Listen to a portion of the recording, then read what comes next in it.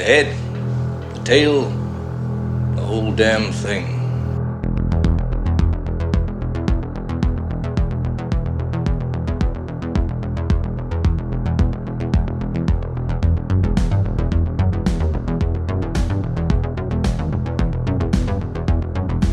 Hello, and welcome once again to The Head, The Tail, The Whole Damn Thing with your industry professionals Mike D. McCarthy and James Knight.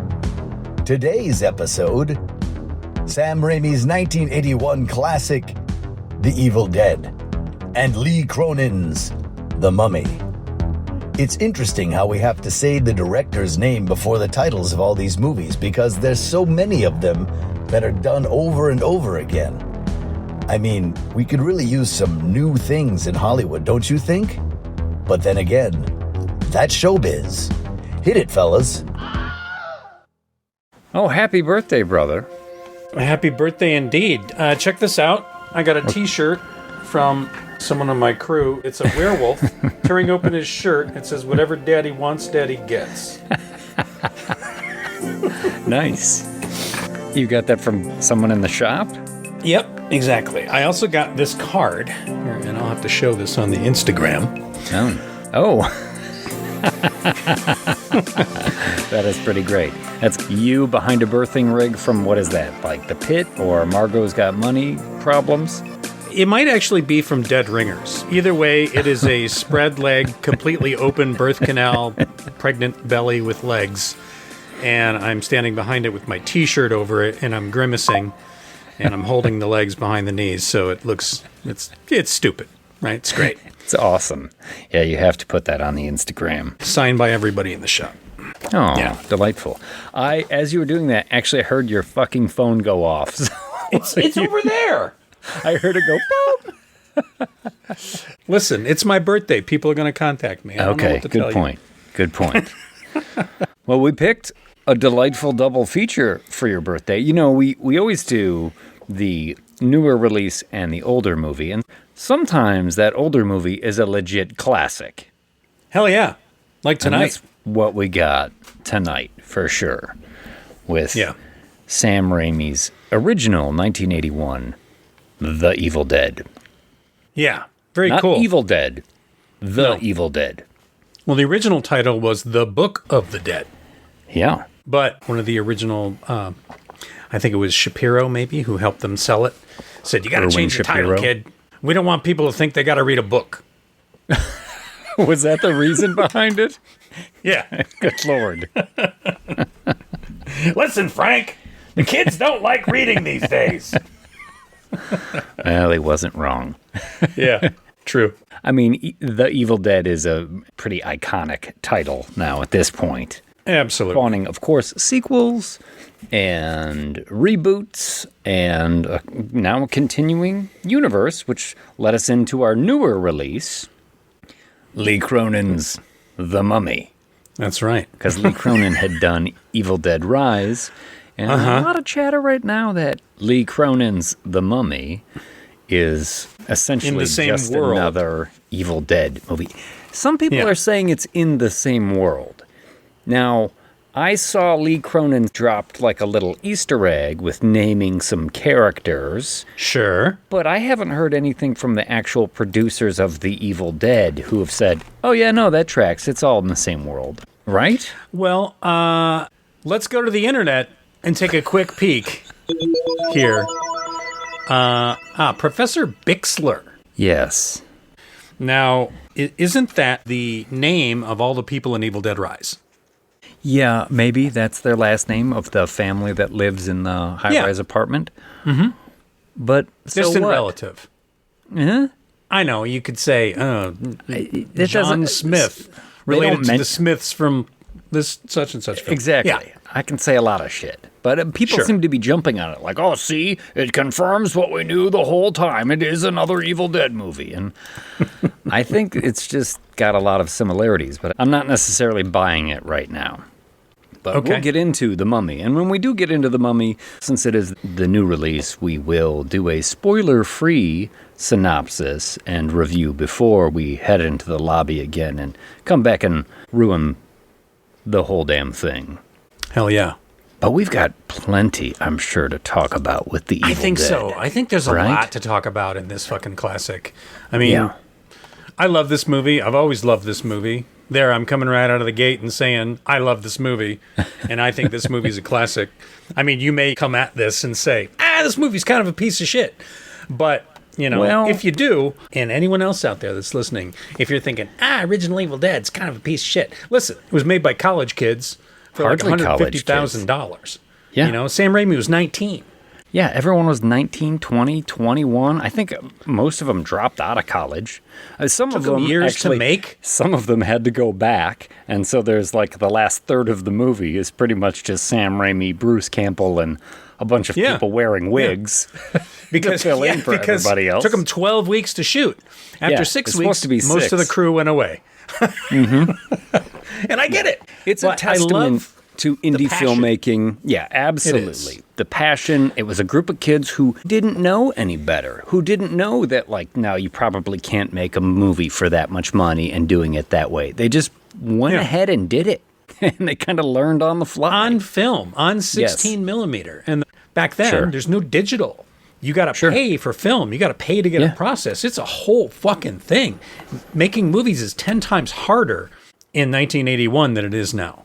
Now, they cut their teeth on a lot of Super 8 stuff, right? They were making Super 8 movies for years because I think Bruce Campbell, Sam Raimi, and Rob Tappert, who produced Evil Dead, they're like high school buddies, right? Oh, yeah. They go back Scott all the Spiegel way. was one of their high school buddies, too. They all sort of lived in the same area. Yeah. And they all slowly gravitated towards each other because of the Super 8 thing. And, they thought they were weird kids. Like, Sam Raimi, he's a weird kid. I don't know about him. And he is kind of a weird kid. I mean, especially when you watch interviews with him from back in the day. I mean, he's always a little bit awkward, but he's back then super awkward. He's just kind of an oddball. In a way, it probably makes him the brilliant person that he is. Totally. And I had heard that they would make the Super 8 movies and then they would show them to whoever would watch and they would charge, 50 cents for people to come in and watch them.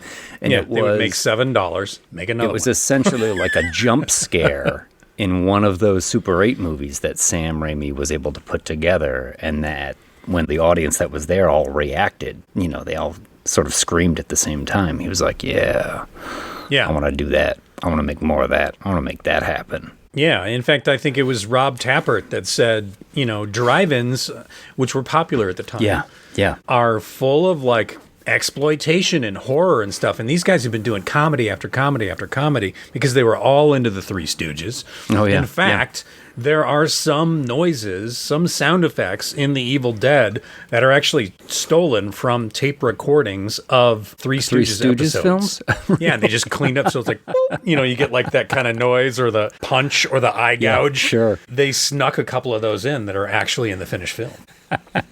You mean when the Deadite goes like, nyuk, nyuk, nyuk? That's from Three Stooges? Exactly. Well, coincidentally enough, for those of you who may not know, our mom, some of our listeners know our mom. She said happy birthday to me on the Discord today and got everybody chiming in, so that was nice. That is nice. Our mom works at antique malls, estate sales, and that kind of thing. I was at the antique mall the other day.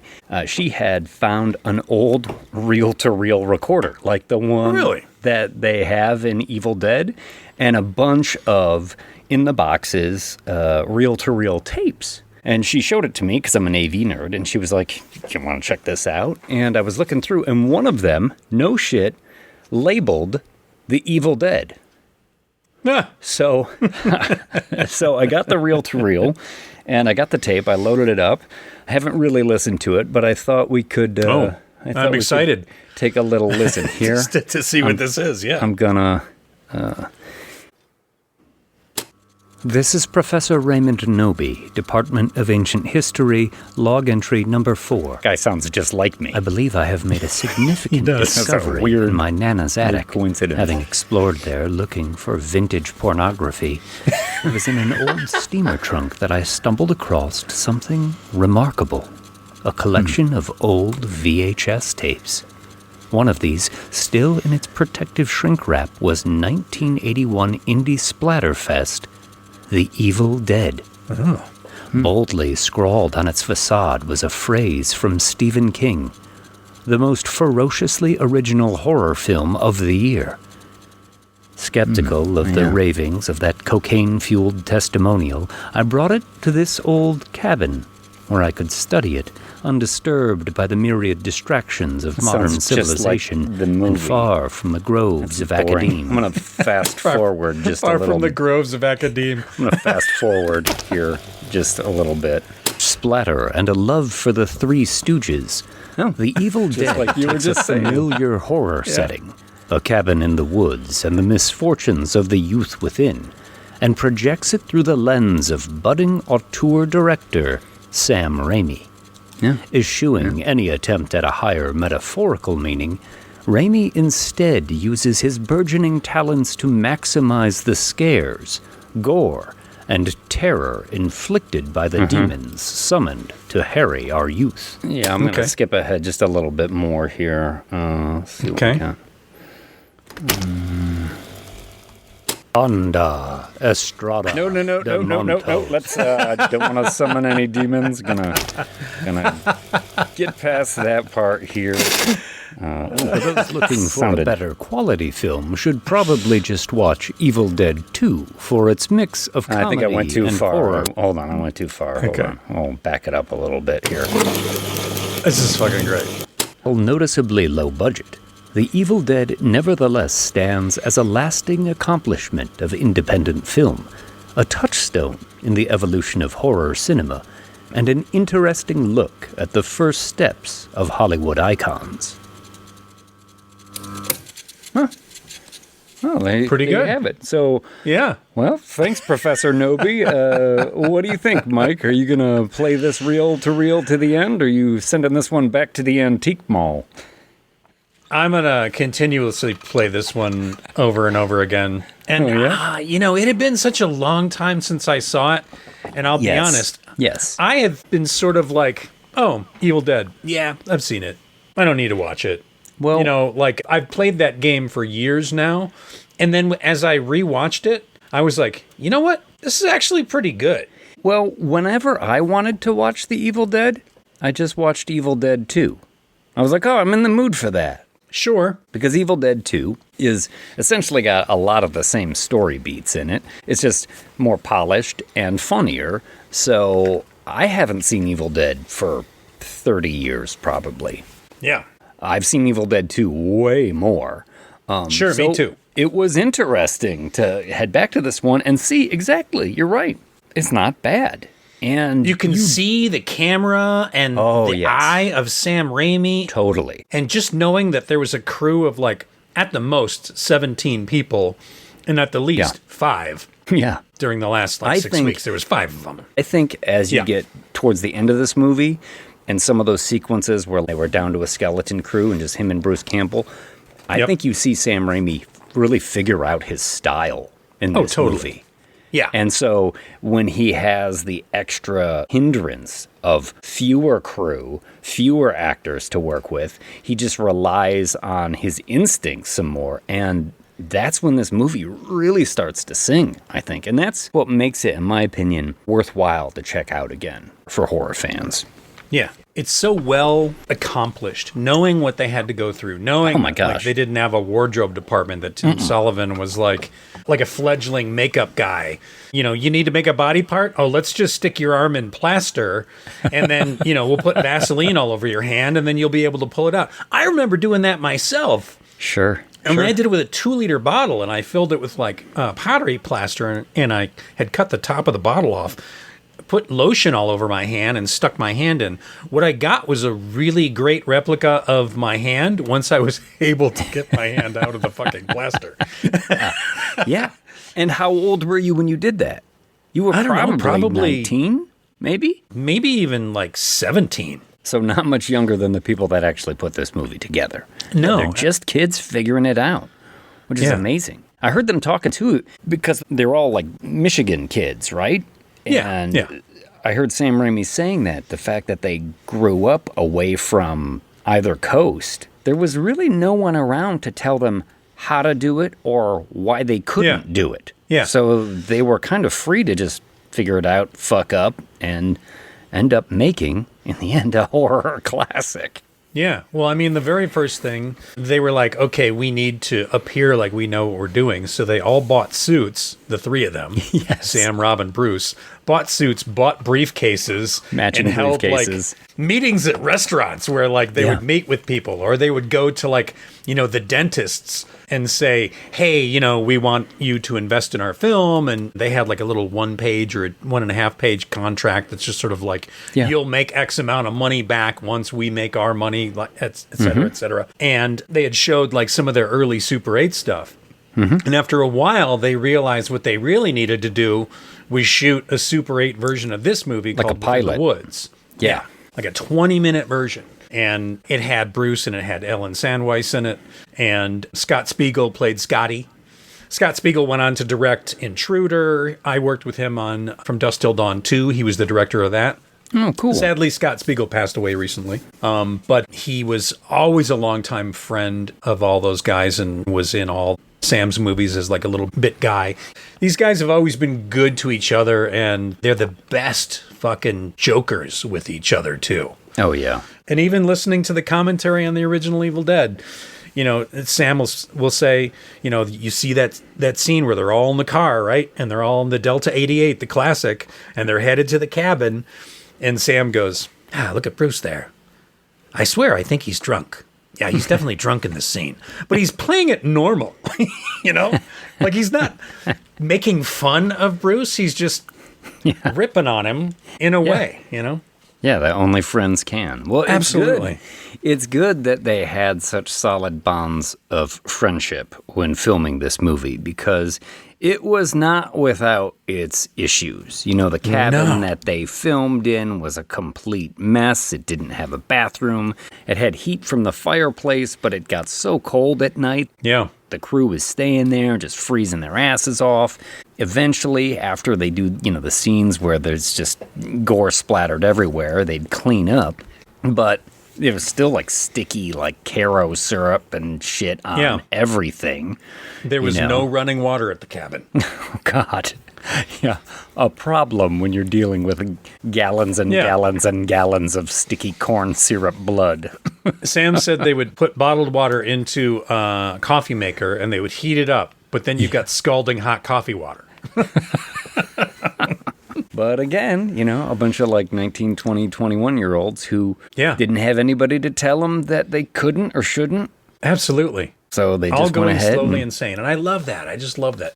Yeah. But it starts out, you know, I think the opening shot of this is very Sam Raimi. You know, it's like a pond or something in the woods, and the camera's just sort of like floating over it and stuff. Mm-hmm. Yeah. They said frequently they would use a shaky cam where they would mount the camera on like a 2x4, and they would have one guy on either end of the 2x4 and just run through the woods. And run through the woods. And they found the longer the piece of wood that they put the camera on, the sort of steadier it would get. Yeah. But the more they could still turn it on its axis a little bit. And what you get is some iconic Sam Raimi stuff right out the gate. Oh, absolutely. Do you know anything about this, though? Because in the opening shot of this movie, as they're going through the pond, there is a car that is submerged, sticking up out of the water. And I thought, that must have just been there.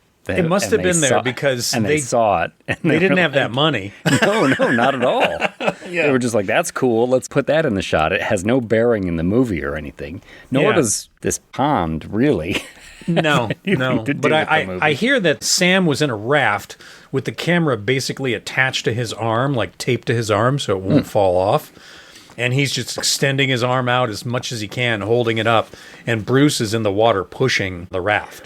God, and that's how they got that shit. Dirty, mucky Tennessee Valley pond, just pushing the raft through, exposing himself to like bacteria and parasites and all sorts of shit. Yeah. But who cares? We're making a movie. I mean, ticks and Lyme disease, man. Right? I have that in my notes when Cheryl goes running into the woods. I was like, boy, girl, you need a tick check when you come back. Fucking hell. I remember Mom burning them off me with matches. That sounds like something horrible. I mean, you have to. It's just what you do. Yeah, it's just what you do. Yeah. Holding me down while I scream. Mom heating up a pair of needle nose pliers on the gas range to a white hot. Oh, Mom. I don't even have ticks. What are you doing? We got to check. But this movie opens up. It is a cabin in the woods movie, right? You got 5 college kids, 2 guys, Scotty and Ash, played by Bruce Campbell, we've said, and then 3 girls. We've got Cheryl, Shelley, and Linda. They're in Tennessee, and they drive over a rickety-ass bridge to this cabin. And I don't know, maybe 1980. I mean, for sure, people were made of sterner stuff there. Because I imagine if I was driving into the woods with some girls and that was the cabin we rolled up to, everyone would have been like, nope. Nope. Capital N. Yeah. Nope, we're not staying here. I mean, this cabin looks dilapidated. It should have a welcome mat in front that just says, welcome murderers. Yes, absolutely. This thing is a fucking mess. They find the keys above the door and unlock it and enter it, and it's got, taxidermied deer head and some taxidermied fish on the wall. I mean, it's a fright on the inside. It looks like a great place to get murdered. Yeah. And when the sun goes down, shit starts happening right away, right? We get another Sam Raimi shot with the pendulum of the clock swinging with the camera behind it. Yeah. You see Cheryl, our artist girl, is sketching in a book or something when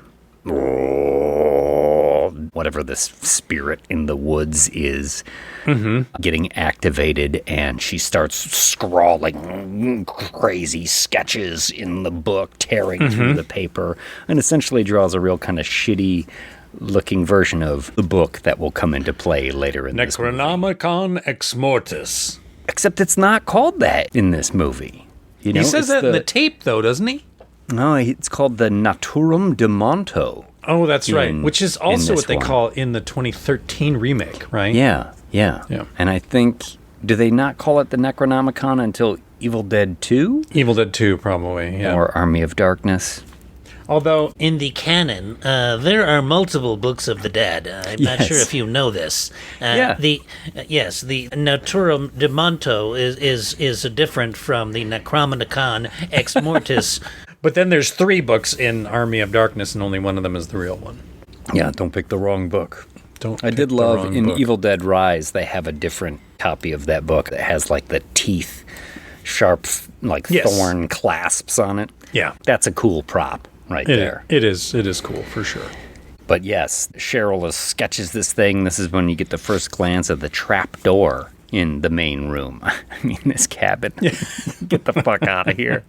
Yeah. Oh, it looks like a good place to get murdered. Oh, and it has a trap door to a spooky cellar. With a chain around it to keep it shut. What? I mean, you can't put a rug over that. Pretty typical stuff. Yeah. That's good. The cabin didn't actually have a cellar. Yeah. Yeah. It's funny when they make it down into that basement. It's very tense and moody and all that stuff. But I feel like when they get down there, quite ironically, that basement is not really any scarier than the top floor of the cabin. Yeah. And I could also tell that HVAC system in that basement right there looks a lot more updated than the rest of this cabin. That was Rob Tappert's family's cabin's cellar in northern Michigan. One of the things they shot like 6 months later after principal photography. They shot all that shit. Okay. But at the cabin in Tennessee, there was no cellar, so they cut a hole in the floor, made a trap door, and dug out an area so that you could fake some stairs. And when they needed to pop the door open, someone would just hide in the little foxhole that they dug, essentially. Wow, cool. So that's a Evil Dead cellar minute. Well, that trapdoor will fly open when they're having dinner that night. Whoa! And they all check the stairs leading down. You get another trademark Sam Raimi shot here as the camera sort of pans from one character to the next character to the next character to the next character as they're all debating on whether or not they go down there. Well, Scotty and Ash will head down there, and this is where they find the boomstick. They find the shotgun down there, and the book, the Naturum de Monto, and the reel-to-reel tape recorder. Yeah. Oh. It was either Rob Tappert's reel-to-reel or Sam Raimi's dad's reel-to-reel, but it's the same one that makes the appearance in Evil Dead 2. It's the same machine. Oh, yeah. Old school, awesome AV piece. And the Naturum de Monto, the Book of the Dead, has got all those awesome drawings in it, like your metalhead friend would draw on his Spanish notebook in high school. Fuck yes. I was kind of waiting as they flipped through the pages to see like a Metallica in the Metallica font or AC/DC with the lightning bolts. Ozzy with the slashes through the Z's. Yes. Everything Absolutely. written in Iron Maiden lettering. Yeah, totally. Yay, let's bring it up and show the others. Yeah. They show the others. They turn on the reel-to-reel, and you get that recording from the archaeologist, Professor Noby, talking about the Book of the Dead, dealing with demons, ancient Sumerian funeral rites and burial practices. Yeah. Pretty typical stuff. I mean, just one more for the cabin. Like, God, could this place get any creepier? Hey, guys, look what I found in the cellar. Let's listen to it. Look at this book. Kandar. Kandar. Cheryl does not like this, our artist chick. Yeah. She's Ash's sister, is that right? Yes, she is. Shut it off! Shut it off! And as the archaeologist is saying, essentially the incantation in the book, you see outside in the forest, right? Something looks like it's coming out of the ground as the leaves pile up, and there's some red light. Yeah, it's really cool. It's a super cheap effect, but it's just fucking cool. And Cheryl's screaming, and then the front window smashes as a branch comes flying through it. Mm-hmm. Glass everywhere. A window that will magically repair itself and not be broken for the rest of the movie. All right. I know it was a real window, and they didn't have any safety glass, and they're like, yeah, that probably wasn't the smartest thing to be smashing real windows, because they break a couple of windows on this movie. Oh, yeah. No, there's windows breaking all over the place. But in this one, in the sort of like the front room of the cabin, like the next scene, totally fine. No problem with the windows. The demons are always like looking in through the windows and stuff. They're always fine until they come busting through them. That's true.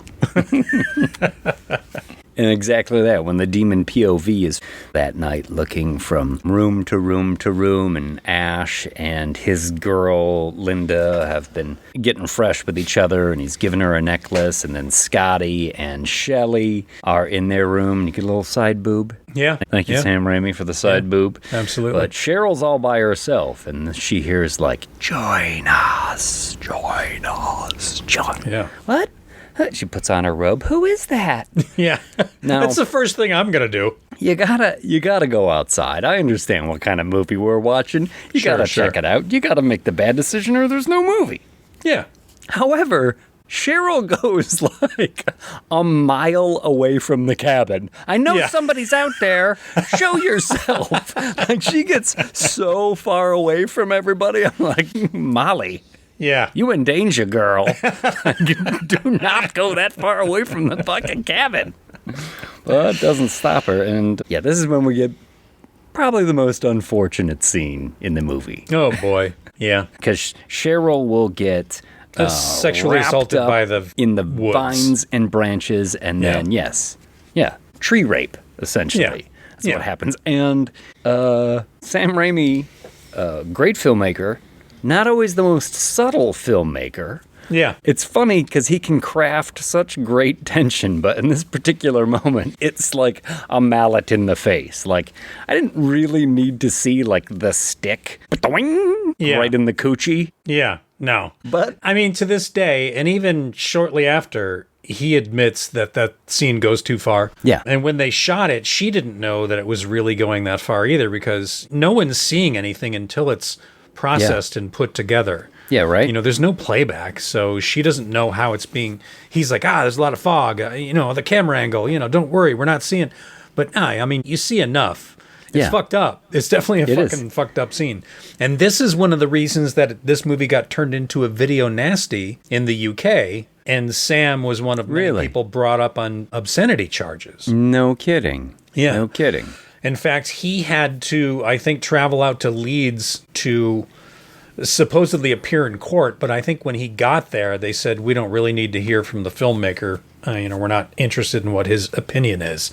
And he ended up being sent back. But yeah, this is one of those movies that spearheaded the video nasty thing that took UK by storm.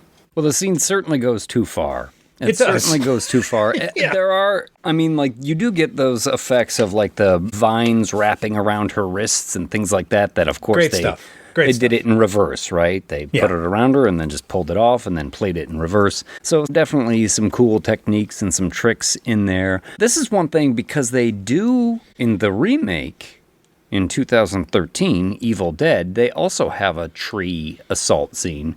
And it is handled a little bit better, where you get the idea of it, but it doesn't slap you in the face with it, so to speak. And of course, in Evil Dead 2, there is no tree rape. She's just sort of dragged through the woods by the vines. Yeah.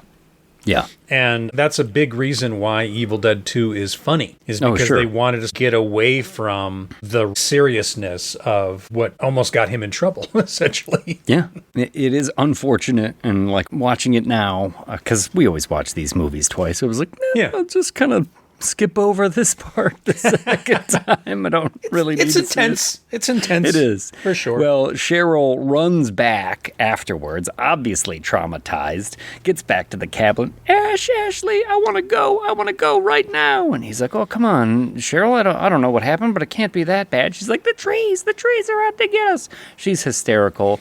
She's like, I want to go back into the town. And he's like, okay, I'll take you back into the town. And I thought, what, there's a fucking town nearby? Yeah. Why are you staying in this shithole cabin? Just go to the town, stay in a motel, and then take a hike in the woods, for God's sake. It's a really good point. Well, they're going to be shit out of luck because when they take the car out, the rickety bridge they had passed over earlier is completely collapsed. Destroyed. All the girders are bent back and everything, like old gnarled fingers. Oh, I guess we're not going that way. I told you, Cheryl says. I told you they're not going to let us leave now. They don't want us to leave. The woods won't let us leave. Yeah. Ash is very like, oh, shucks, Cheryl. Yes. Come on. Gee. He spends a lot of times being kind of a gosh, aw, shucks in this movie. Totally. He's not the Ash of Evil Dead. He's not 2. Like the super swaggering, confident Evil Dead 2. And then, of course, Army of Darkness is where it comes. He's got a character journey, right? Absolutely. Well, no, Ash just wants to get back to the cabin because he's going to put that earpiece in and listen to more of this sweet reel-to-reel. Yeah. Where the professor says, I know now my wife is host to a Kandarian demon. I fear that the only way to free those possessed is by bodily dismemberment. Yeah. How did he figure this out? I mean, when does that not work? Can we ask him that question? When does bodily dismemberment not complete? Good point. Well, while he's listening, Shelley and Linda are playing with a deck of cards, and I love this scene. I've always loved this scene. This is a cool scene. Shelley's goofing with Linda. You know, we can see the card. It'll be like an 8 of diamonds, and then Linda's guessing like 4 of hearts, and Shelley's like, "You're right, it's the 4 of hearts. Oh my God, you got ESP. Yeah, this girl, she's a psychic." Yeah. She just keeps getting it wrong. Yeah. But then she holds up a card, and you hear Cheryl's voice. Now Cheryl's just been staring out the window absentmindedly, and she's like, "Jack of spades," and it's the Jack of spades. Queen of clubs, Queen of clubs. She just starts rattling off the cards that are coming up. It's chilling. Like, wow, it's chilling. How are you doing this? Jump scare. Yeah. Deadite, the lenses. What are they? Scleral lenses? Is that what you call them? Full glass scleral lenses. Yeah, those are a motherfucker. And you know they don't have anyone to properly put them in on set. So it's a dirty ass cabin, you know? Yeah. Bruce was putting them in. Oh my gosh. And it would take like 5 to 10 minutes to put the lenses in. They can only wear them for about 15 minutes before they had to take them out. So they would have to shoot as much as they could. That's the first time we get the Deadite makeup, right? Yeah. In Evil Dead movie. Yeah, it's just a white look with the white eye. I prefer the white eyes in this movie over the remake's eyes and Evil Dead Rise eyes. Those have pupils and they're yellow yellowish. eyes. They got like yellow eyes. Yeah. I prefer these because there's nothing there. It's just white and bloodshot, and that's kind of cool. I can see that. I can see why you would go with the yellow, too, because it gives the actor that's playing it a little something going on. But well, they can also see where these people are completely fucking blind. Why have you disturbed our slumber? Yeah. That's the first thing she says, I think, and I was like, oh, God, are you guys just mad about being woken up? It's fine, we'll leave. You can go back to sleep, we'll go back to town. Hit the snooze, we're heading to town. She floats in the air. You will die like the others before you. One by one, you will die. And then collapses in a heap. And Linda and Ash approach cautiously. They don't see Cheryl's gray, withered hand scuttle over to a pencil that's on the ground. Yeah. So good. Pencil scare. Yeah, stabs Linda right in the ankle. And this is a vicious little effect. Because it just keeps going. Yeah. Sticks the pencil in and then just works it around. It around. Like, you know, when you stick it in the pencil sharpener, you got to, like, keep twisting the pencil so that every side of it gets sharpened to a point. And then the moment you write a word, you snap the tip off and then you redo it again. Yeah. Stabs Linda. Oh, and then pimp slaps Linda across the room. That Deadite pimp hand is strong. Oh, hell yes. Linda goes flying, tosses Ash across the room into a bookcase, and... You know, I could just see Bruce being like, okay, Sammy, let's do this for real. Because he goes flying into it. It's obviously a real bookcase. It comes down. There are no stunt people in this movie at all. No, just crashing in there. And he is trapped under it as Cheryl approaches. No pads either. Yeah. Scotty knocks her down with the butt of the axe, and then Scotty punt. Like a rocket. Just like high kicks her right in through the open trap door. Oh! Yeah. And then Cheryl, like, puppet head comes up. Like a completely different look. It's a puppet head that gets repeatedly bashed with axe butts before Scotty shuts the trap door and chains it up and locks her within. Yeah. Yeah. There's kind of a lack of what the fuck dialogue at this point. Yeah. As Ash just kind of takes Linda and he's like, you need some sleep. Let's get some rest. Yeah. Not what in God's name has happened to my sister. Yeah. I mean, you know you can't leave because the bridge is fucking washed out, broken, wrecked. So you're kind of stuck there. But yeah, there's a lack of urgency at this moment. There's a lot of lack of dialogue in this movie. Sure. And sometimes, like I was saying, it'll work to Sam Raimi's benefit later when he just starts relying on some really interesting camera angles to do the storytelling. It's cool. But yeah, I was like, you're not even going to say anything like, oh, my sister, is there any way we can make her better? Yeah. Like, not a chance. Not a mention. I think this was a 58-page script. That seems long. Yeah. Actually. There's not a lot of meat on this bone. But you are going to get a pretty cool POV shot here from Cheryl in the trapdoor where you see her hands and the trapdoor is up a little bit and you're peeking out from underneath it and seeing the other college kids in the room that's a pretty great shot. I dig that one. It's just Sam in that little foxhole sticking the camera out. That's great. Yeah. Shelley is freaking out looking at Cheryl in there. She's like, oh my God, her eyes. What happened to her eyes? What happened to her eyes? I'm like, Cheryl's got some problems from the toes up right now. I don't know if you've noticed. Did you see the hands, by the way? Yeah. My God. Looked like Dr. Zaius was rolled in pancake batter. It's exactly what that looks like. Yeah. Oh. But Cheryl's not the only one who will be affected, because now we get some more demon POV peeking around the cabin, and when it sees Shelley in the room, it comes crashing through the window, and she screams. So Scotty very nonchalantly kind of comes into the room to check it out. He nonchalantly wanders all over the fucking cabin looking for her. Hey. It takes him forever to even be like, Shelley? It does. Padding of the film for sure.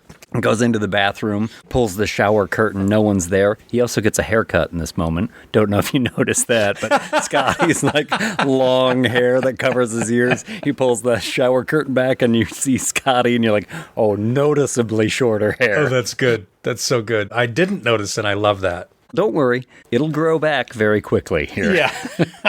I'm sure. Meow, Shelley scare. Yeah. Nails down the face. Fingernails I like the nails down the face. It's good. Scotty staggers back into the living room with Deadite Shelley straddling him. And now, whoop, his hair is longer than it ever has been at any point in the movie now. It's probably towards the end of him getting ready to leave. He's struggling with her. He tosses her into the fireplace. Her head catches on fire. Ah! Yeah. Cheryl's going bananas under the chain trap door. Scotty pulls Shelley out of the fireplace, and Deadite Shelley is taunting him, like, give us your pretty skin.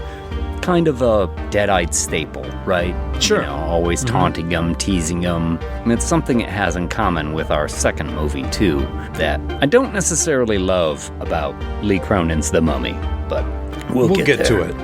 Yeah. The struggle, she picks up the sacrificial dagger. This is something they had also found in the cellar, right? With the reel-to-reel recorder in the book. Let's pause for a quick moment, take a break, come back and talk about the dagger. Okay. And now, on with the show. And we're back. Regarding that dagger, I for sure would have taken that fucking dagger home because that thing is the coolest fucking thing I've ever seen. It's rad. And I want one that looks exactly like it. I want the whole set. I want the Necronomicon and the sacrificial dagger. Yeah. You can collect them all. When you come out here for Monsterpalooza, I have a Necronomicon. Yeah. Yeah. I have it in storage. We'll have to get it out. It's in one of the barns. What could possibly go wrong? It's all wrapped up in like greasy rags and has barbed wire stuck around it. You gotta get the shovel and dig it up. Yeah. I'm going to bury it in the wall before we leave this house. Let someone find it. Yes. Absolutely. Absolutely. Gotta do that. Yeah, she tries to stab him with the sacrificial dagger, but he pulls out his Bowie knife that he's got on his belt behind his back, and he cuts deep into her wrist.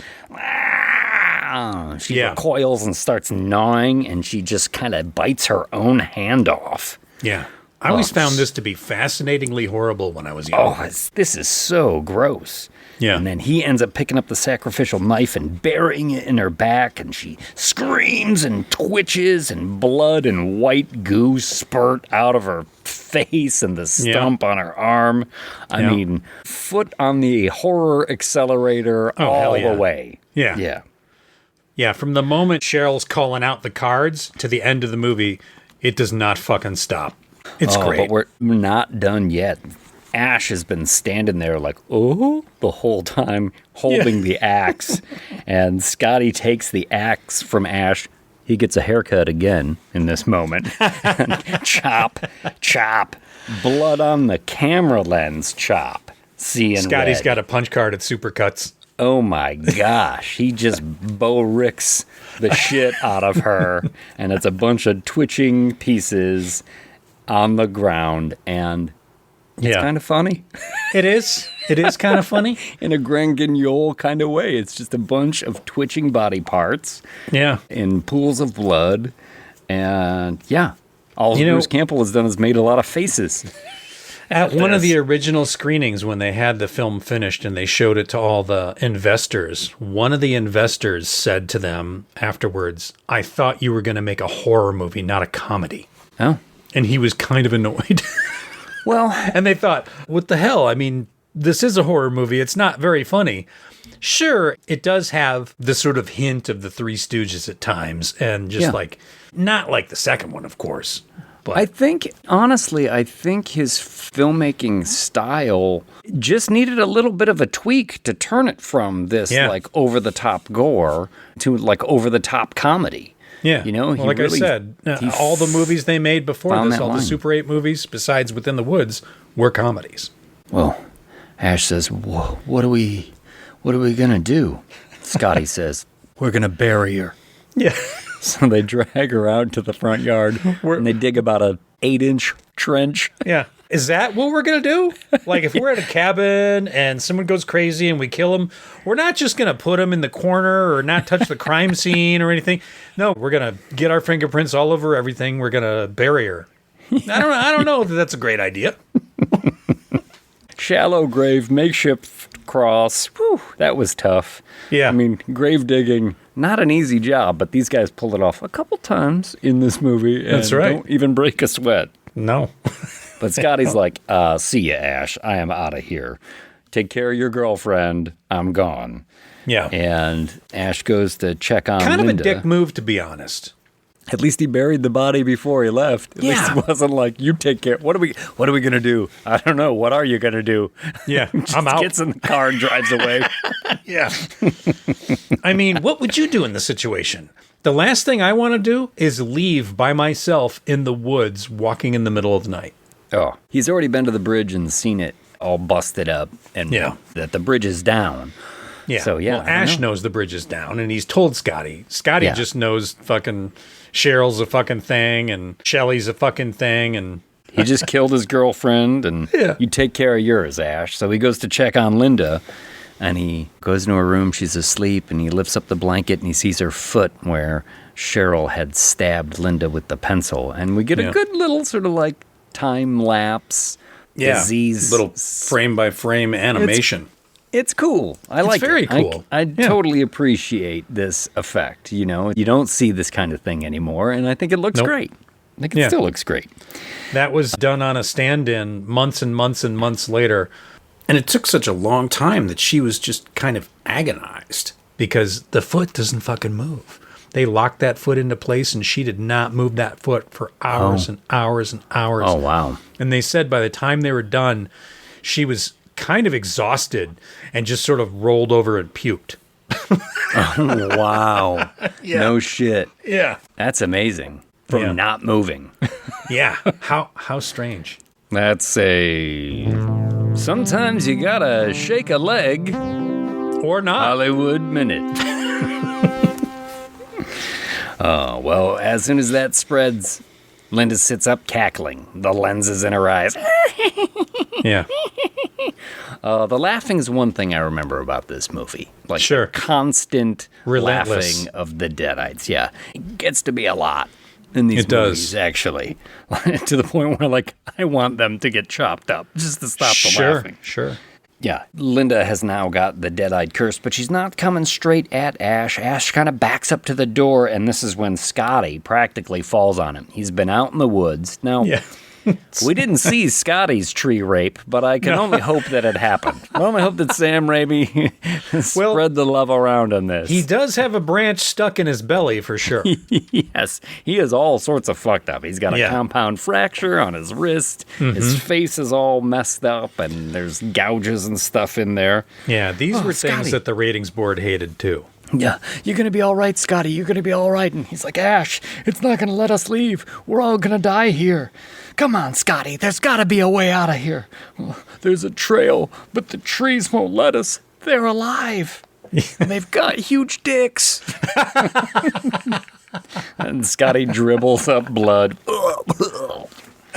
Linda's been cackling this whole time, so Ash just walks over and gives her 3 Sean Connerys, just schmack, schmack, schmack. Yeah. Scotty says, kill her. If you can, lover boy. Fuck you, Cheryl. Grabs the shotgun, and he's sitting there thinking about blowing away his girlfriend, and he hesitates, and she turns back into regular Linda. Help me, Ash. Great. I love this aspect of the Deadites. Yeah. That sometimes they revert back to the person that you know and love to kind of twist the knife a little bit more. Yeah. Cheryl starts talking from under the trapdoor. I'm all right, too. Unlock the chains and let me out. When she's talking, I just picture Wilford Brimley from The Thing. I'm all right now. I want to come back inside.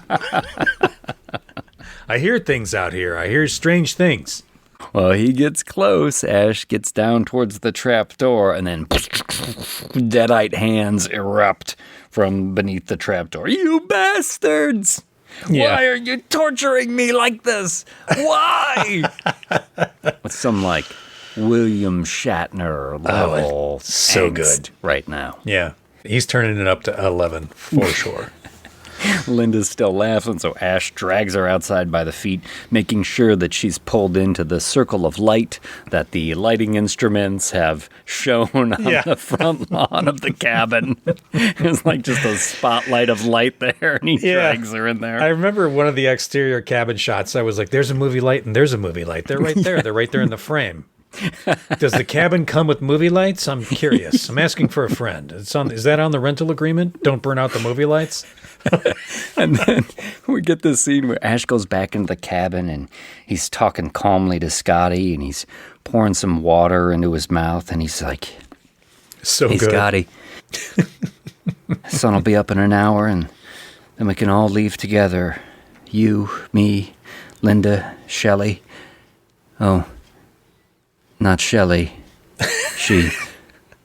Just lets it go. And I thought, yeah, not Shelley. She got possessed by a demon that crashed through a window, was thrown headfirst into an active fireplace, had her wrist nearly severed with a Bowie knife, self-cannibalized her hand off, got stabbed in the back with an ancient sacrificial dagger, spurted white goop out of her face and arm stump, chopped up into 6 pieces with an axe and buried in a remarkably shallow grave. So, yeah, not Shelley. Not Shelley. This has been a Who's Not Leaving the Cabin minute. Not Shelley. But oh shit, Linda is back, and now she's got a knife. Cuts Ash in the arm, and then licks the blood off.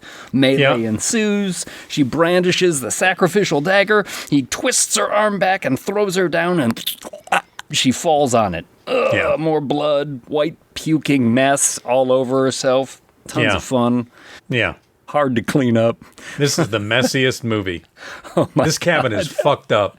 It wasn't a rental agreement, right?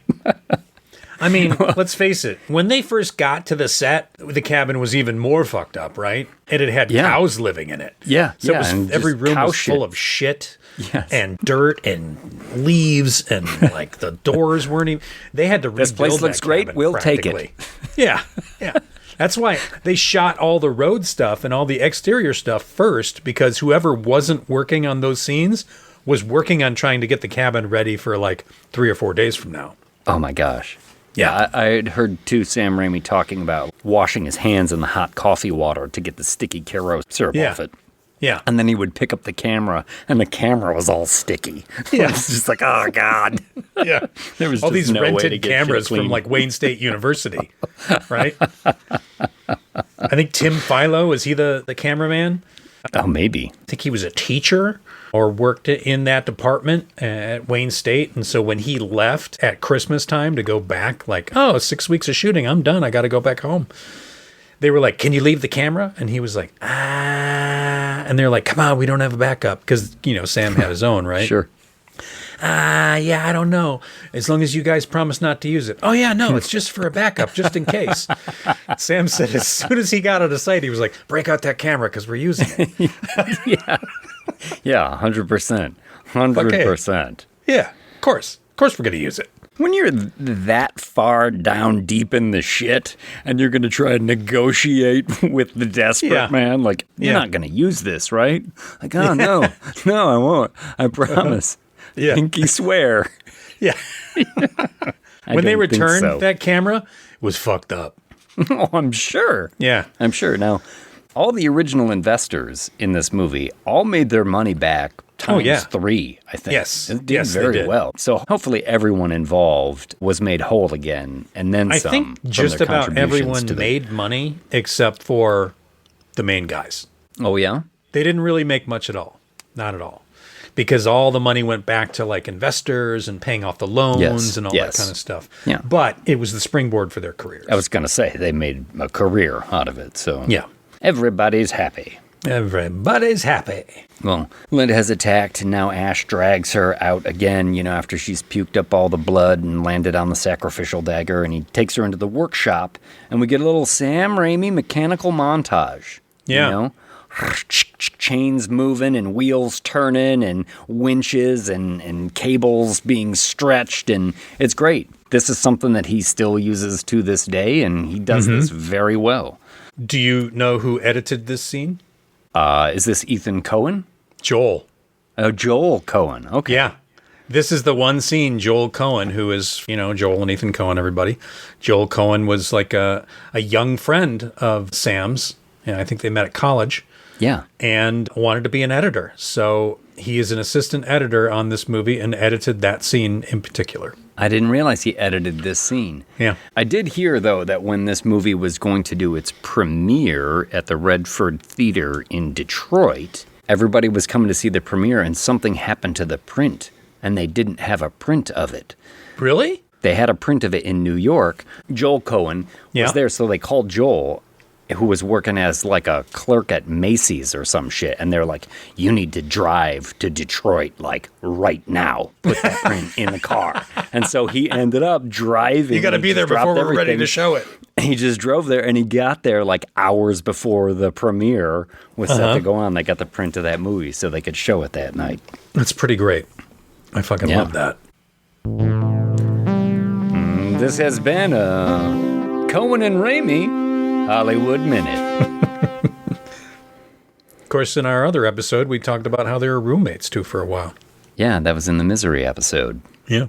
Check out our Misery episode if you haven't downloaded it yet. And this is also when we reveal the chainsaw. Yay! Yay! It's sort of like mounted on the wall there. Oh. Yeah. Like, you've already seen so much gore and splatter in this movie, so the promise of a chainsaw at this bit is beautiful. It really is. It really is. And this whole room just reeks of Tobe Hooper. Oh, my God. Yes. Talk about murder cabin. It's just full of rusty instruments of torture. Yeah, and bones hanging from the ceiling. Oh, I mean, Tim Sullivan set up this room as an homage to what they referred to at the time, the king of horror 16mm, which was Tobe Hooper and Texas Chainsaw Massacre. Oh, for sure. Yeah, it's got those vibes hardcore. Yeah. Well, he's going to chop her up, but he hesitates again when he sees the monocle sort of the worst piece of jewelry ever. Necklace, yes. Yes, he had gotten this for her earlier. Yeah. And it's like this necklace that has essentially like a magnifying glass or a monocle on it. Yeah, it's like a magnifying glass, which was supposed to play a part in the end of the movie and doesn't. Yeah, kind of. It was supposed to be a different part of the end of the movie. Was he supposed to like set something on fire with a magnifying glass? It was going to be one of those things like the sunlight coming through the window, and he holds it up, and the sunlight goes through it and hits the Deadite or hits the Book of the Dead and starts it on fire. It was like one of those kind of things. Okay. So that's why they bought that ridiculous looking thing, was because that was how the movie was supposed to end. Oh, Ash, it's perfect. Yeah. Is it? By the end of the movie, no. Although, you know what? If I got one of those, I'd be like, this is cool. It's perfect. Yeah. Well, he can't chop her up, so he carries her out to dig another shallow grave. Yeah. Starting his own cemetery behind this cabin. The shovel's getting work. Wait, there's already 14 bodies buried back here. What the fuck? And as he's digging, we see inside the cabin, Cheryl is escaping from the cellar, slamming against the door. The chains and the hinges are coming off. Yeah. And Ash lays Linda in a grave, buries the camera, tamps it down. Buries the camera. Yeah. Throws the dirt right on the camera.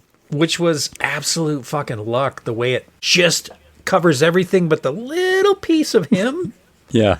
Fucking perfect. And goes to pick up the necklace that he sees, and then hand erupts from the earth and scratches the fuck out of his leg. Yeah, it Ouch. does. Yeah. That's going to leave a mark. Absolutely. So we get more melee. He picks up like a random 4x4. Not a 2x4. It's like a fence post. It's a timber. On the ground. Yeah. And just he's wielding that pretty easily. He is. He is. Bam, bam, bam. And wails on her, and eventually she takes a flying leap at him, and he grabs the shovel and whooshing. Yeah. decapitates her. Oh, so good. Head lands on the side, the body lands on him, and then classic Sam Raimi, just like out the neck stump into Ash's face. Yeah. Spurt. As the body writhes, almost in a sexual way, on top of him. He heads inside. The trap door is broken open. Oh, where's Cheryl? Grabs the shotgun. Cheryl scare. Outside the window. Yeah, this window happened to stay broken, unlike some of the other windows in the cabin. Don't step on the glass, Cheryl. There's a struggle, and he blasts her. And we get like a dummy Deadite side just explode. Yeah. It's great. It is great. It is great. This might actually have been shot with a real shotgun. I wouldn't surprise me. Yeah. Because that is a real shotgun. They do have real shells. They did some actual firing. They admit that wasn't the safest situation to be in. Yes. No union was involved in the making of this movie. In fact, the guy that played Scotty and is it Teresa, I think? They used fake names because they were SAG. And were they because really? It was a non-union film, they didn't want to get in trouble. They did both get in trouble in the end. But yeah, her name was Sarah York is what she's credited in the movie, but it's Teresa Tilley. And Scotty was Hal Delrich. His name is actually Richard DeManicore. They're skirting around the union. That's right. You have a spot in movie history now because you did that. I don't think he's feeling too bad about it these days. Ellen was actually in season 2, maybe even in season 1 of Ash vs. Evil Dead as well. Oh, really? Yeah, playing his sister back from the dead. No shit. Yeah. I remember that, but it had been so long since I'd seen the movie that I didn't make that connection. Oh, that's cool. Yeah. Very cool. Yeah, very cool. Well, he's blasted her with a shotgun, but she's still kind of coming, so he runs and shuts the front door, and her hand gets caught and squished, splattered. I mean, they're not letting a scene go by at this point without something getting crunched, squished, or splatted. Why not? Yeah. You're living it up. Runs and shuts the back door, and the camera's chasing him the whole time. And it is Sam Raimi kinetic filmmaking all the way. Mm-hmm. That camera is chasing things as much as possible. And he heads into the cellar to get more shotgun cells. And this is when the pipe in the cellar breaks, and just he gets covered in blood and gore. And there's blood leaking out of the electrical sockets because they'd been wired for 221. Whatever it takes. And then the weird music. It's so insane. I love it. Somehow there's a film projector down there. Yeah. We'd never seen before that just starts up and starts playing. He's going a little nutty, heads back upstairs with more shells. And yeah, I think this is like a part of the movie where it was just him. I'll bet that this was filmed later when everybody else had to leave. It was. Yeah. Because it's really cool. And this is what I was saying. I feel like Sam Raimi is kind of like finding or solidifying his voice and his style as a filmmaker here, because so many of these shots in this particular sequence are so interesting. You know, the blood coming out of the outlets, the blood filling up the light bulb angles, bursts. Yeah, all the angles, the camera movements, and the way he's putting the camera behind some of the things to get the shots. Isn't every really, angle really a Dutch angle too in this scene? It could be. I think it is. Could be. And also, one of the original investors had told them, if you're going to make a horror picture, you got to have blood drip down the screen. So that's why they have the movie projector with the blood running down the thing, and the movie screen with the blood pouring down the screen. Okay, sure. That's like an homage to that guy. Okay. Yeah, you get that. You get a light bulb filling up with blood, you know, like a hanging light bulb. Yeah. And this is also that part where Ash sees his reflection in the watery mirror. There's like a mirror on the wall, and he sticks his hand through it, like, all stuff we get to see redone in the next movie. Yeah. This is also like, continuity-wise, there's no way with the amount of gore and dirt and everything that they could keep that stuff consistent. But yes, the blood, the dirt on his face pretty much changes all the time. That's why every now and again he wipes it off. Yeah. Like a rag and just wipes it off. Like, okay, yeah, we can continue forward. And he's standing at the door when hands bust through and he falls to the ground and blasts Cheryl through the door. Part of her cheek blasts away. Yeah. And then Scotty sits up. He's now a Deadite, right? Yeah. Scotty hefts up Ash, lifts him up, but who's got 2 thumbs and loves eye trauma? This Ash guy. Williams. That's who. Sticks him right in Scotty's eye. You get thick, viscous red goop pouring down his face. Yeah. Oh, it just plunges him right in.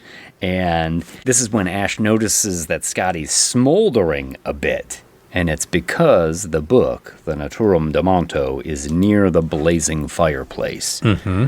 And he struggles to reach it. Cheryl's busting in now. And Scotty's grabbing his leg, dragging him back. Cheryl picks up a fireplace poker, laughing, starts wailing on him with the poker. And Ash uses that little monocle necklace. I guess they were like, how can we use this necklace? It was supposed to play such an important part in the movie. So It what are we still gonna must do something. Yeah.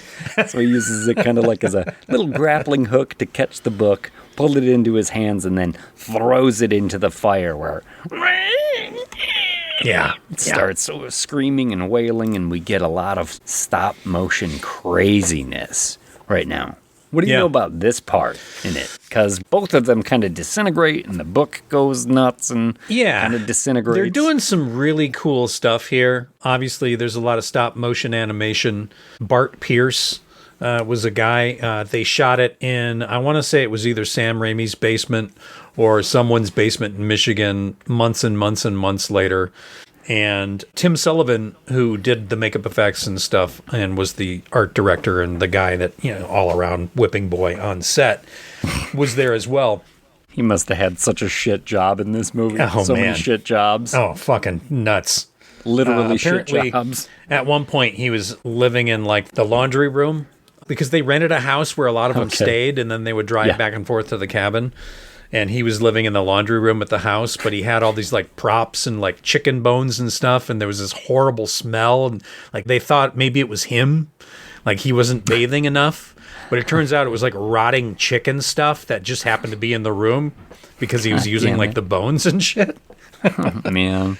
But yeah, there's all this animation, but they use some actual like live moments of fluid, like burst and goo comes out. And if you're watching closely, you don't have to watch that closely because it shifts and it moves a little bit. It shimmers because it's a mat and it's laid over the top. They're sandwiched together through the optical process of the animation. Yeah, it's a neat final effect. Of course, it doesn't hold up necessarily nowadays. But there's something charming about it. There is, because they don't do it like this anymore. So when you see it in a movie, you're like, oh, it's cool. It's fucking artistry. Yeah, absolutely. Like the spider web disease growing off of her Same thing. ankle, same thing, but you don't see the movement, and it really, really works. This one, it's a little bit, you got the mats and stuff, but there's a lot of movement. There's a lot of really gimmicky shit that they're doing here, and it took them a long time to shoot this, too. No doubt. Yeah. No doubt. And it's a cool finale effect. You also get, I think, at this point, a couple of hands erupting from their bodies, the two Deadite bodies, and exploding in more goo, and voices saying, join us, join us. And the book is in the fire, and the book is all stop motion, too. Its tongue lolling out. Yeah. Licking around the face on the book before it kind of disintegrates. Yeah. Awesome. Ash Totally. stands up, bloodied, with his necklace as the sun rises. Birds chirp, and he wanders out. It's a new day, limping, but alive. But wait. There's more. Act now, and you'll get... Another demon POV shot from the woods. Speeds into the house, through the back door, through the front door. You see Ash standing there, and he turns around and screams, ah! And roll credits. Just Fucking great. Old-timey. Yeah. It's a funny song to end on, too. It is. Really juxtaposes the horror of it to have this Keystone Cops kind of score at the very end. I guess I can see why that Michigan investor was like, I thought this was going to be a horror movie, not a comedy. Well, There can be both, my friend. Yeah. There can be both. If you just wait 6 years, you will see. Well, how many reel-to-reel players do we want to give Evil Dead? I'm going deep, man. 8. This is an 8 for me. It's a classic. 8. I love it. And I know the amount of work that went into it, the amount of work it took to get it off the ground, to get to where they are today. It's an astounding feat, honestly. Yeah, sure, it is. The acting isn't great. Sure, the makeup effects aren't great. But the makeup effects are so not great that they almost work. You know what I mean? Like, you see how the glove or the appliance, the latex, because at the time they weren't even using foam latex, it was a lot of liquid latex, right? You can see how those pieces are lifting off of the skin, and you can see the person underneath. But it almost kind of helps sell it a little bit. You know, it gives it sort of like a sloughing kind of feel to it. Yeah. And it just kind of works. Yeah. The thing about this movie, I admire it so much, especially having done the research into everything that these kids, I mean, they're just kids, did to put this movie together is so impressive. And seeing the final product and really seeing Sam Raimi and his style come into its own is exciting. The movie's not that great. I'm going to give it a 7. Mainly it's because I like Evil Dead 2 more. Sure. Evil Dead 2 shares a lot of the same story beats. It has a lot more humor in it. And I think it's a better movie. I agree. Evil Dead 2 is a better movie. I would rate Evil Dead 2 a 9. I don't think this is for everyone, and that's what I'm saying. Like, if people who weren't big horror fans wanted to watch an early Sam Raimi movie or something, I would say watch Evil Dead 2 before watching this one. Yeah. This is a little too punk rock for most palates, I think. But there's no doubt that this is a really important horror movie. You know? Yeah. And there's so many people who saw this movie and they went, oh my God, look at what these guys did. Stephen King is the reason this movie fucking sold in Cannes, because he was in Cannes and he saw it and he quoted it. He gave him a quote and they went, wow, can we use this? And immediately it became like a feeding frenzy because no American distributor wanted this movie. They took it to Cannes with Shapiro and the UK bought it. And that's how it started to like go crazy. It went from the UK, spread across Europe. It was released there way before. And then the Americans were like, oh, well, what's this movie that's a big hit over there? Oh, Stephen King likes it too? Oh, we need to show it here. That's something to sell it. That's why it's on the poster and everything, or the VHS box. Sam Raimi called Stephen King and said, hey, can we get a quote? Because we heard you like the movie. And he was writing an article for Twilight Zone magazine. And he was like, I'm going to write a whole review for Twilight Zone magazine. You can pick something out of there if you want. Yeah. Thank you, Stephen King. Because he championed this movie and set in motion a couple of really fantastic careers. Absolutely. And this movie is the first real film that the Delta 88 Classic was in.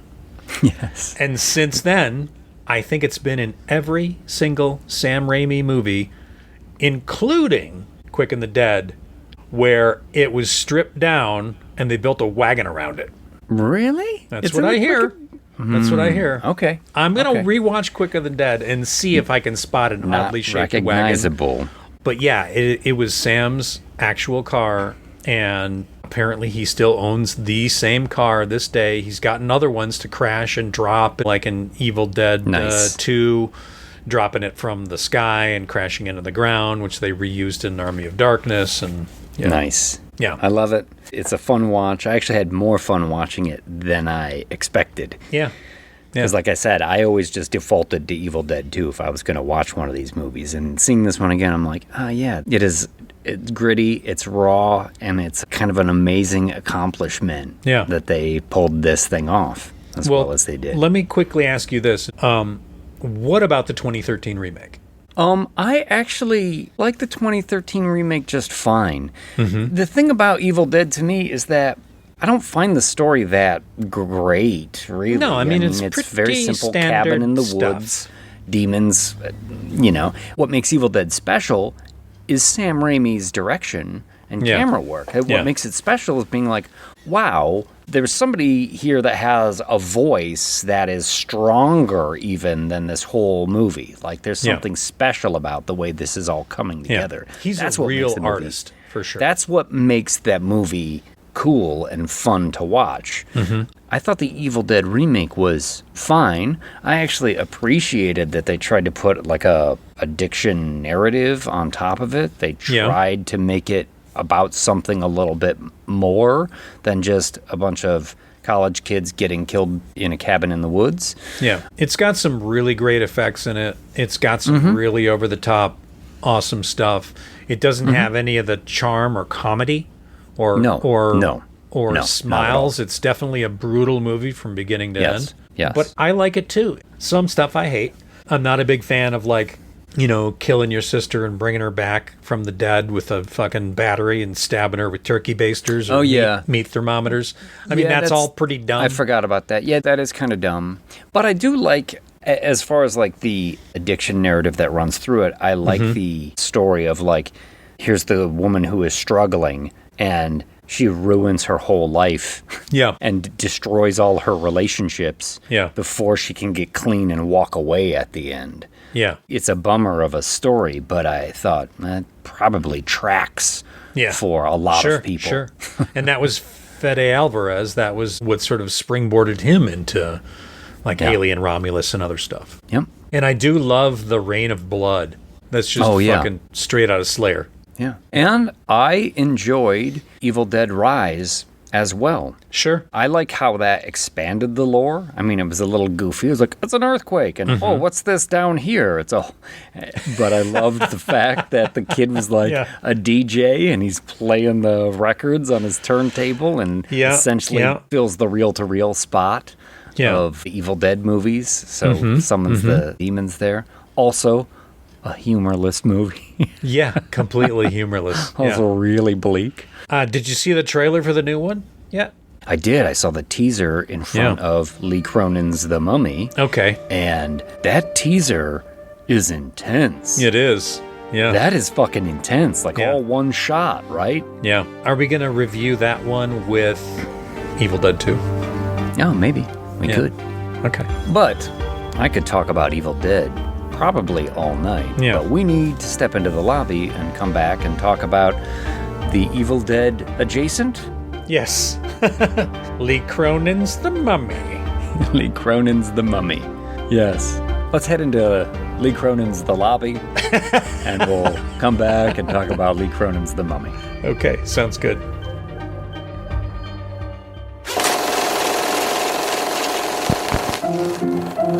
Let's all go to the lobby. Let's all go to the lobby. Let's all go to the Viva to get ourselves a treat. Delicious things to eat. The popcorn can't be beat. The sparkling drinks are just dandy. The chocolate bars and the candy floors. Let's all go to the lobby to get ourselves a treat. Let's all go to the lobby to get ourselves a treat.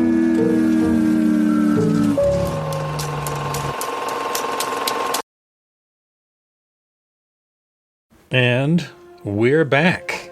We're back from Lee Cronin's The Lobby. Ooh, well, welcome. Thank you. What is that you're drinking there?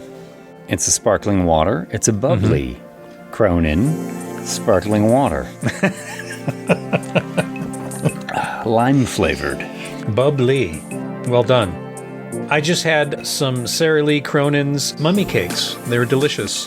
Oh, for my nice. birthday. Yeah. Did you have to unwrap them? I did, yeah. That's how those work. It's like a sugary gauze. You just kind of peel it off. Sugary gauze. Yeah, which was the name of my second album. Yeah. Didn't do so well. No, that's the title really turned people off. Yeah. Sugary gauze, what is this? Oh boy. Lee Cronin's The Mummy. Yeah. Being compared to Evil Dead movies, of course, because Lee Cronin did Evil Dead Rise. Yep. I saw Lee Cronin's The Mummy in like a private showing in the movie theater. Really? Because I went on a matinee And that was the only one in No the kidding. theater. So there are definitely moments in this movie I wish I could have experienced in a group. Sure. Because I hollered a few times. I also had no problem talking to the movie a few times and being like, oh, come on. Clearly, you're not looking at the same thing that I'm looking at right now. There are a couple of oh come on type moments for sure. Do you have any synopsis or a little write-up for Lee Cronin's I do. The Mummy? And it's because I was thinking of so many Lees. Like the Iacocca's The Mummy. It might be about a Chrysler that's buried and wrapped up in some sort of plastic. Lee Major's $6 Million Mummy. Oh, I mean, that very could be, good. you know, Sure. They had the technology in ancient Egypt. yeah. You could also do Robert E. Lee's The Mummy Will Rise Again. How about that? Indeed. There you go. So, yeah, in the spirit of Lee's, I went with Geddy Lee Cronin's The Mummy Man. Oh my God, are you about to sing again? Yes, I am. Okay. All right. We're sorry, YouTube. You're going to take this down, I know. Oh, sure. This is my favorite Rush song. Well, I get up before the crack of dawn and roll cameras by 9. I got no time for sleeping, I'm just filming all the time. Seems to me a mummy lived their life a lot better as an evil dad. I guess that's why they call Lee the Mummy Man. They call Lee the Mummy Man. I guess that's what I am. It's got a good riff. It does. Before Neil Peart. Katie disappeared when Dad was home, and now she's back after 8 long years. No one else seems to be wondering why her skin's so weird down here. Seems to me Katie lived her life a lot better as an evil dad. I guess that's why they call Lee the Mummy Man. Yeah. They call Lee the Mummy Man. I guess that's what I am. Little James Wan. You ever notice he looks like he always just rolled out of bed?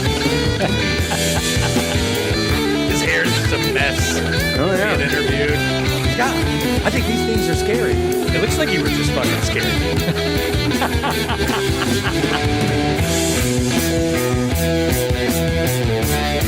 It's the Egyptian Evil Dead.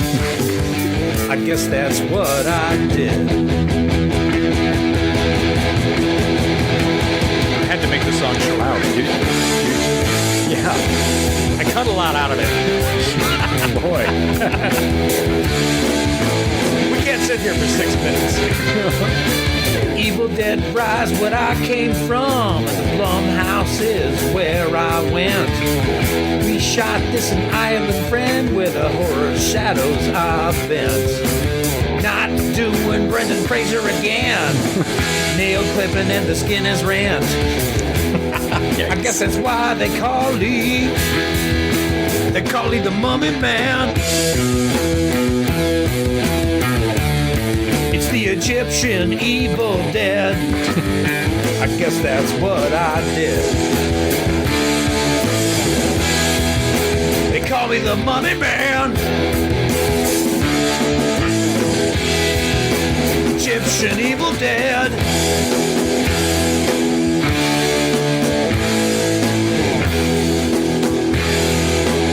Bring it. Finish it out. Scarabs. Scorpions. Coyotes. Grandmas. Nothing is safe. Nothing is safe.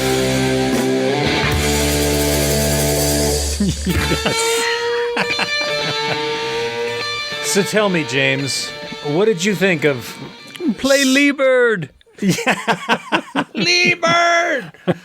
What did you think of Lee Cronin's The Mummy? Would you unwrap it, or would you seal it away in a sarcophagus? Oh, I'm unwrapping it delicately. Mm-hmm. Delicately? Delicately. Yes. I think it's almost low-hanging fruit to be like, it's an Evil Dead movie. It's obviously. The thing is, it didn't have to be, and he could have done a very slight pivot and not made it quite so indicative of his earlier work, I guess. Mm-hmm. Now, I think you do see his style in there. He really loves that, what is it called, like a dioptic shot or a dioptic split, where you see something in the foreground and something in the background, and they're both in focus. Mm-hmm. He used it a lot in Evil Dead Rise. He uses it a lot in this one. So I think I see his style. Sure. That doesn't necessarily make it an Evil Dead movie. But I think, when this movie ratchets up, the way that the possessed act is just too much like the other one. And I was really hoping that I wouldn't have this thought, that I would be able to offer something more than like, oh, it's just like his Evil Dead movie. But well, did you go into it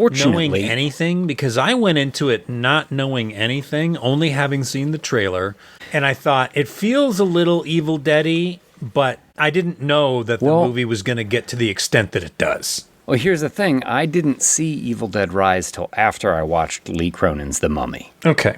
So I wasn't familiar with his work. And frankly, I saw that trailer and I did think this movie was going to suck ass. So did I. I fully went into this movie thinking it would be terrible because I found that line where she's like, "Don't worry, Grandma, it's fun to be dead." To be so utterly lame. Sure. And stupid. You are not wrong, sir. No. And so I will say, overall, I was kind of pleasantly surprised with this movie. Yeah. Because I went in with really low expectations. I didn't have the weight of his earlier Evil Dead movie in my mind. Mm-hmm. I just enjoyed it. There are things about it that I don't necessarily vibe with, but it's got some really great, cringy scares in it. Sure. It's very sloppy, wet mummy. Yes. This is not some sandy, dry mummy. Normally, I'm a dry mummy kind of guy. I don't necessarily want my mummy soaked up in fucking lube. This is a juicy movie. This is a juicy movie, and it has a lot of gross, juicy parts to it. Mm-hmm. And sometimes, I think movies can fall into a trap of just being gross for the sake of being gross. And as extreme as this one gets, I don't think it falls into that category for me, except for maybe one part in the movie. I'm like, well, that was just unnecessary. I look forward to hearing what part that is. Yeah. I think I know. There's a couple of moments where I'm like, whew, went there, huh? Okay. Yeah. Now, this is like a 2-hour and 10-minute movie, but I saw it twice in the theater, and I swear it's a 90-minute movie because it does not feel long to me at all. Well, that's interesting because I hear a lot of people criticize the runtime on this, but I think that's a cheap shot, frankly. Sure. I don't typically have problems with long movies. This one, I think, carries through because there's a mystery element to this movie, too. What happened to Katie? And sometimes the movie focuses more on the mystery, and it's less of the boogity yahoo scares that it gets into. So I think there's a little bit of mystery, but you also kind of know all of it from the beginning, Yeah, but there are some things, some reveals in there that I found to be very cool and very effective in the mystery, actually. Mm-hmm. One criticism I have about this is I hear a lot of people saying, like, oh, what an interesting reimagining of The Mummy. And that's complete horseshit. Yeah, because this is not a reimagining of The Mummy. No, now, not I know at all. that Lee, I almost said Lee Greenwood. Lee Greenwood's The Mummy, y'all. We're going to dig him up with a tractor. Proud to be an Egyptian. Proud to be an Egyptian. But I heard Lee talking about he wanted to do a mummy from a true horrific kind of side because let's face it, mummy movies have always been adventure movies. Now, I love them because I'm a huge fan of like Raiders of the Lost Ark and all that kind of stuff, right? Sure. And I like the Brendan Fraser mummies. I like the first one. The other first two are one's pieces wonderful. of shit. The first one is wonderful. Yeah. But the thing is, like, if you look at that Brendan Fraser The Mummy movie, right? That is an adventure movie. I mean, it's hardly a reimagining of the Boris Karloff The Mummy movie from back in the day. The only thing they really have in common are the name of the mummy being Imhotep, and that the mummy's motivation is that he wants to resurrect his girlfriend, and he's going to use the female lead in order to bring his girlfriend back. Is that Anuk Amonsoon or something like that? Yeah, it's Anuk San. Yeah. Yes. You know the one I'm talking about. Absolutely. She's a barista over at the Starbucks on fucking 4th. The What's one with your the name? septum It's Anuk piercing. Sanamun. You got it. Yeah. Yeah, so they hardly have anything in common with each other. But this has nothing to do with them. And it kind of pisses me off. Like, you couldn't just call it something else? Yeah. Title it what you want. Sure. But it's a little bit like Wolf Man. It Where you're like, is. Yeah. This has nothing to do with the Wolfman. You know, like, you can't just call it that and then say, oh, it's a reimagining of that story when it has zero things in common other than there being a mummy in it. Yeah, but not really. Although you do get one mummy, right? Beginning of the movie. Oh, you're saying that she is not a mummy. She's not very not a true mummy. Yeah. She's not a dry, sandy mummy. She's. Do you have dry, sandy mummy? Lee Cronin has developed a new product. Lee Cronin's Mummy Sporin. Just squeeze it onto the desiccated area. That's right. Bandage it up. Delightful. Keeps my moist parts moist. And my dry parts moist. Yeah, so I think if I have a bone to pick with it, it's not that it's an Evil Dead movie. It's that it's called not a mummy movie. The Mummy. Well, no, it's just the fact that it's called The Mummy, and I hear people saying like, oh, it's a reimagining of... It is not a reimagining of fucking anything. Yeah. It's Lee Cronin's The Mummy. Yeah. Yeah. Absolutely. It has nothing to do with the reason why they put his name in front of it is because the Brendan Fraser people announced a new Mummy movie, and they went, oh, shit, we got to change the name of this. But this movie does have an intriguing premise, right? And you get it from the trailer. Mm-hmm. You get it from that song that we heard from Geddy Lee Cronin. Geddy Lee Cronin. You know, a young girl is kidnapped, and then 8 years later... she is found, and she has been put through some sort of torture and has come back as a different entity, let's say. Yeah. And the family has to deal with it. I dig that. Especially as a parent. Worst nightmare of having your child disappear on you.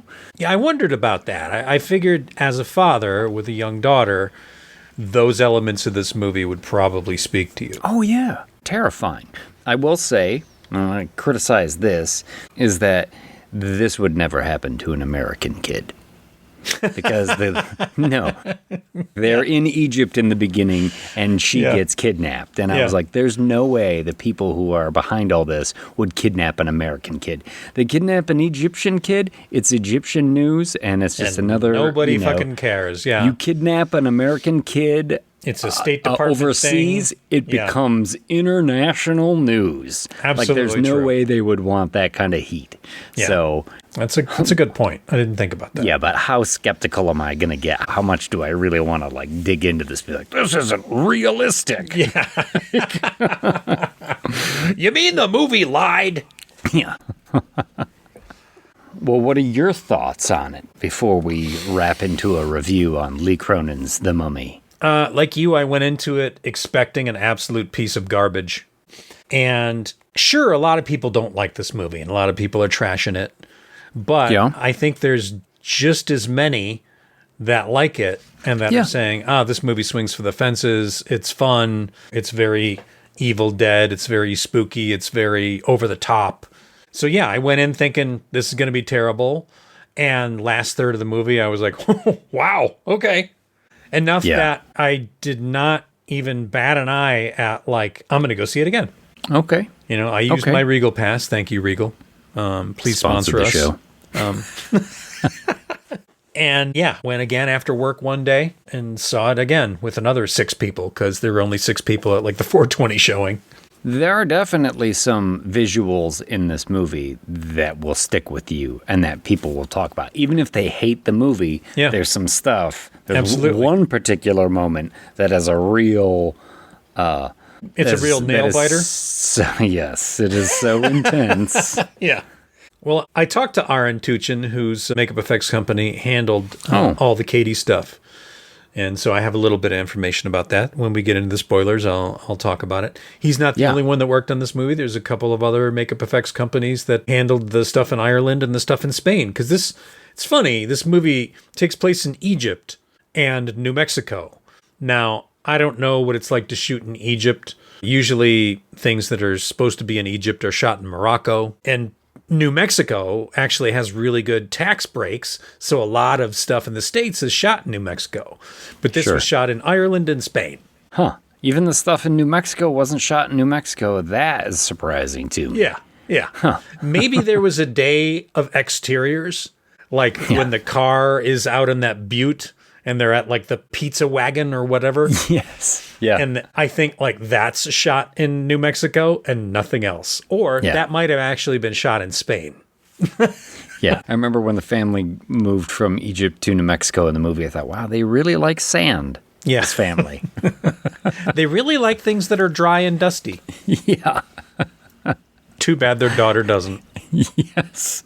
I guess in the end, what I want to say is like criticizing it for being another Evil Dead movie does not necessarily make it a bad movie for me. Sure. You know, there are things I wish that he could have pivoted away from that I think would have made it a better movie. But overall, I enjoyed it. Yeah. I certainly enjoyed it more than I thought I was going to when I sat down in the theater. Me too. How many scorpions would you give this? I'm going to give this one 6.5 scorpions. Okay. I'm giving it 7. I think I gave it 6.5 the first time I saw it. And I gave it 7 after seeing it a second time.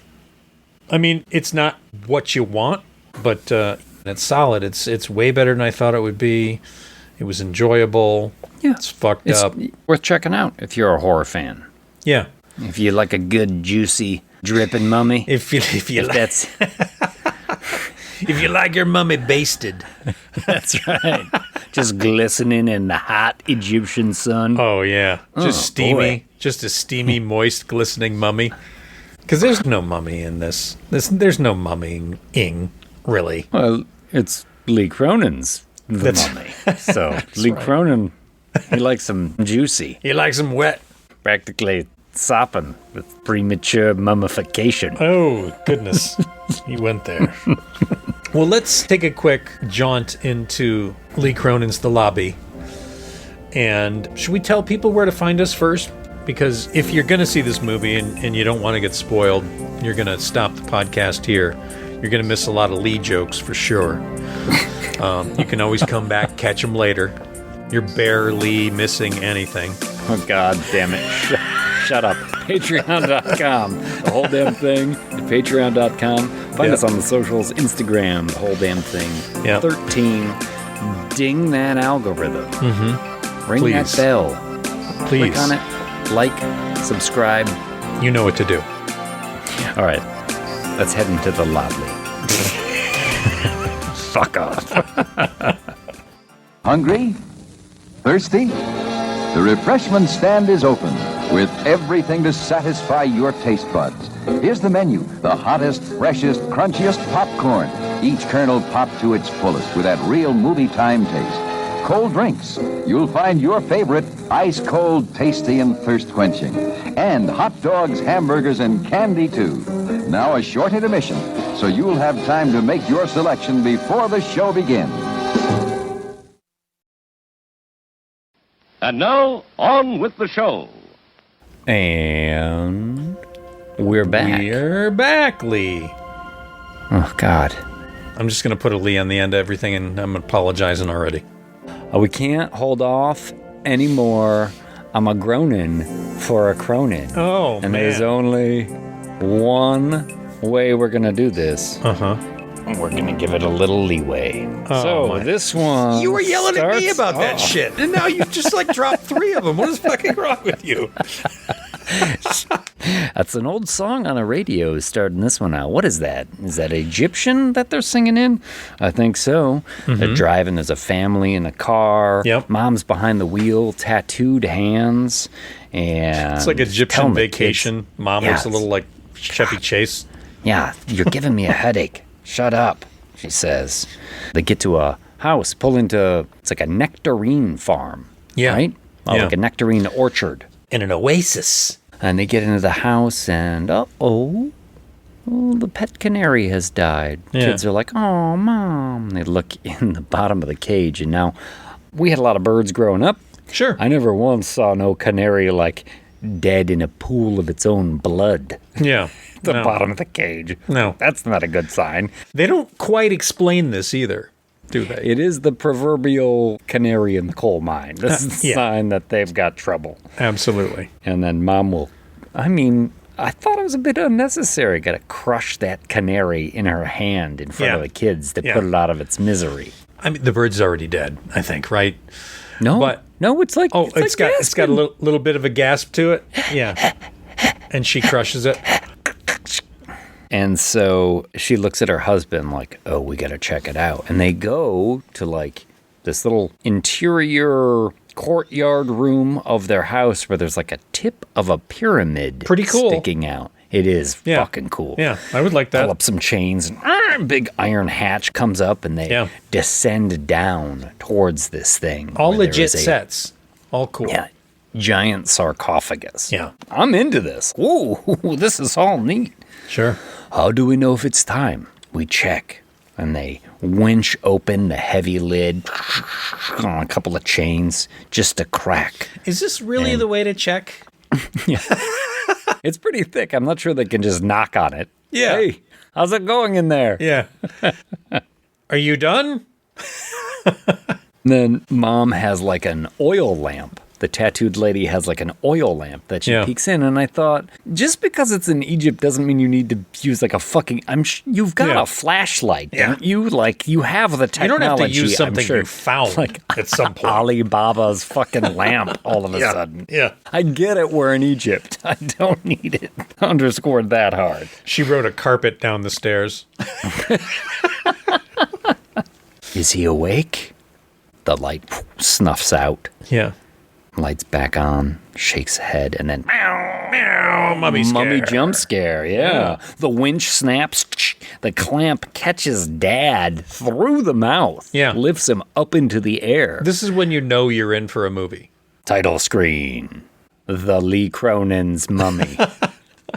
It did say the Lee Cronin's Mummy, right? Yes, isn't that fucking crazy? After all of this, Lee Cronin's The Mummy, when you get the titles, it says The Lee Cronin's Mummy. Yeah. Jesus Christ, guys. I really feel like in all of the title cards that we've seen, this is probably the dumbest fucking one. The AI title screen. And then we're going to meet our family. We're going to meet our American family. We're going to meet the dad and Katie's little brother, Zach. And Mom is there. She is pregnant. And they're living in Egypt because he's a reporter of sorts. TV journalist, right? You hear that the family's planning on going back to the States, and he gets a call like he's got a new position in New York, so that he's going to make it into the big time. They've been waiting for this call for a long time. To shitty Albuquerque, New Mexico local news. Yeah. He's getting his call up to the big time. No more Albuquerque. Sorry. Jesus Christ. It's terrible.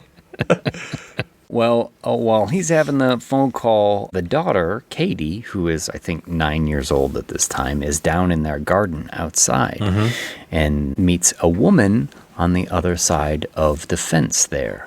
She thinks it's her friend Layla at first, but it's not Layla. It's Layla's mother. And Katie says, she says, you're a magician. And the woman's like, yes, I have a trick to show you. Mm-hmm. And through a little bit of back and forth here and a little bit of candy, as this magician lady is like tempting her with like chocolate bars Tut and things treats. like that. Isn't that what they're called? Something like that? Yeah. Yeah. Tut treats. Yeah. They're leaning into the Egyptianness. Yes, of they it, are. I guess. Yeah. Some sort of Egyptian little chocolate.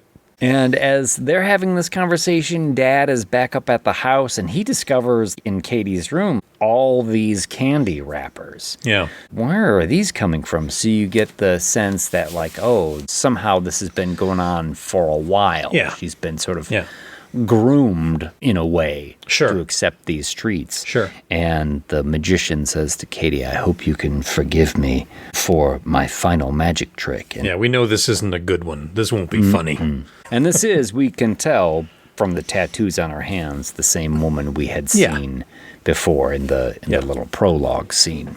She has given Katie a nectarine.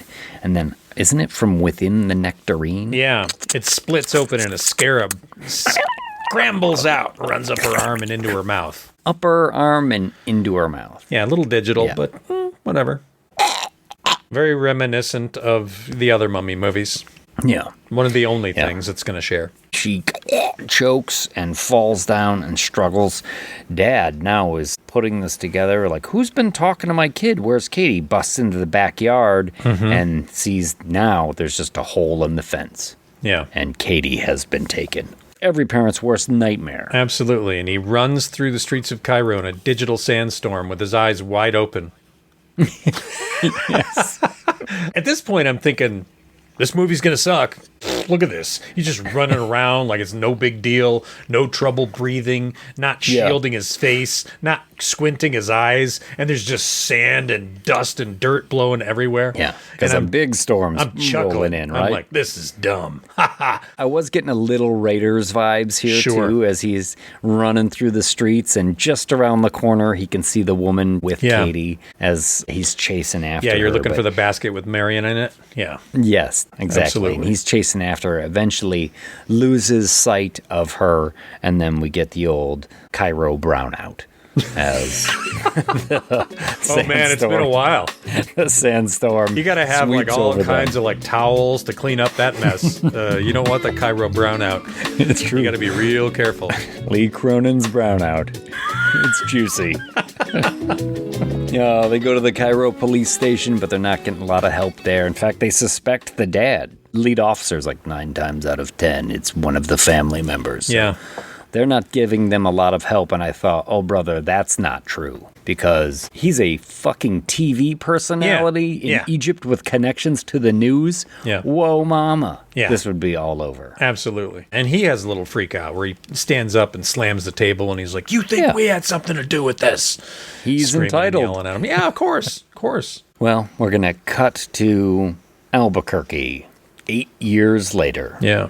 You see that they've moved back into the mom's old house, right? It's where she grew up, and she has kept a bedroom for Katie just as it was when Katie was 9 years old. This is a family that's having a little trouble moving on. Yeah. But mom's no longer pregnant.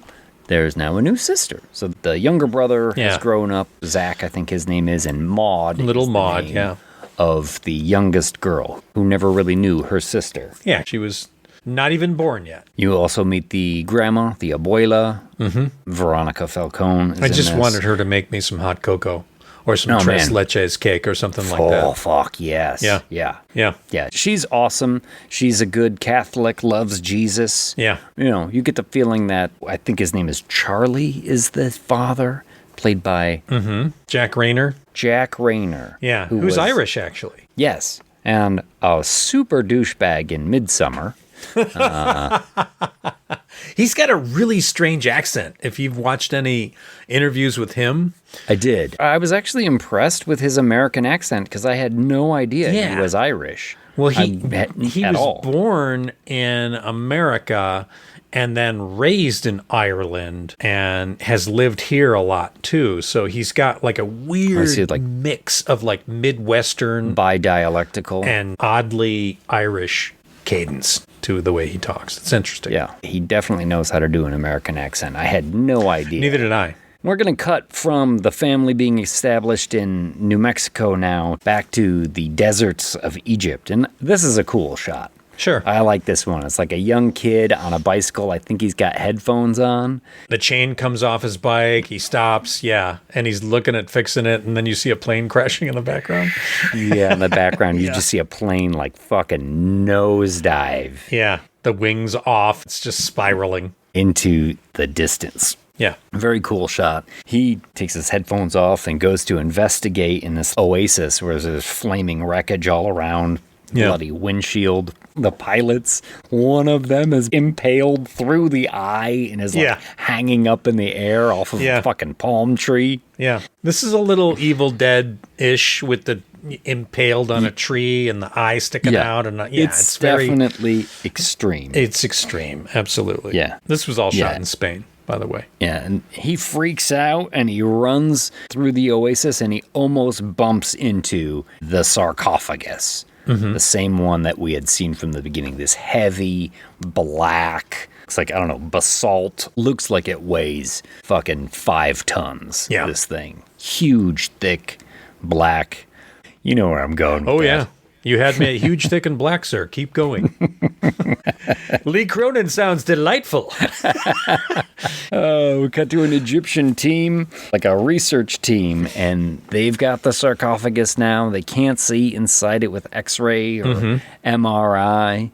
Sure. They open it up, and sure enough, there's some sort of mummy inside. Loosely wrapped. There's like a bunch of wrappings that are kind of like loose on it, and they start to peel them off. There's writing on the underside of the wrappings. You get a close-up of some gnarled hands with long, gross fingernails. Like the Guinness Book of World Records fingernails. Oh, yeah. Fuck, you remember those? That? Oh, that was so disturbing. Yeah. Come on. Who the fuck cares? World Records. The fingernails start to curl on themselves and stuff. What's wrong with you? But they pull some of the wrappings off the face, and they're taking some photos as a gray-skinned girl. Looks awful. And then does a beetle crawl or a scarab crawl out of her mouth? It's a scarab, yeah. Yeah. She screams. Meow, scarab scare. I mean, you know it's coming. Sure. But it's pretty effective, I think. Yeah, it's nice. I wish this movie had a little bit more archaeology to it, honestly. Yeah, I mean, there's some mystery to it. But yeah, they're not going down into any pyramids or raiding any tombs or anything like that. In this I love that kind of shit. Oh, yeah, of course. Yeah. Get a little Manfred Mann blinded by the light needle drop here as our American family is driving to the, what'd you call it, like the pizza wagon? Yeah, the pizza wagon up on top of the butte. Yeah. They get a call on the phone in the car, and it's the U.S. Embassy. And Mom and Dad look at each other like, oh, shit. Here it is. Here's the news. They're going to call, and they're going to say that they found their girl's body. Indeed, they did. But tell them what she's won. Guess what? We found Katie, and she's alive. Yeah. Got like a wide-angle shot of the mom falling to her knees, weeping. Yeah. Pretty good. And we're back to Cairo, and this... What, the doctor? The doctor. Yeah. Yes, it's very important you fully prepare yourself for what you're about to see. Yeah. This doctor reminds me of like the narrator at the beginning of a 70s horror movie. Yes. Barf bags will be provided to audience members. No one will be allowed entry during the last 5 minutes of pieces. Yeah, completely. Yeah.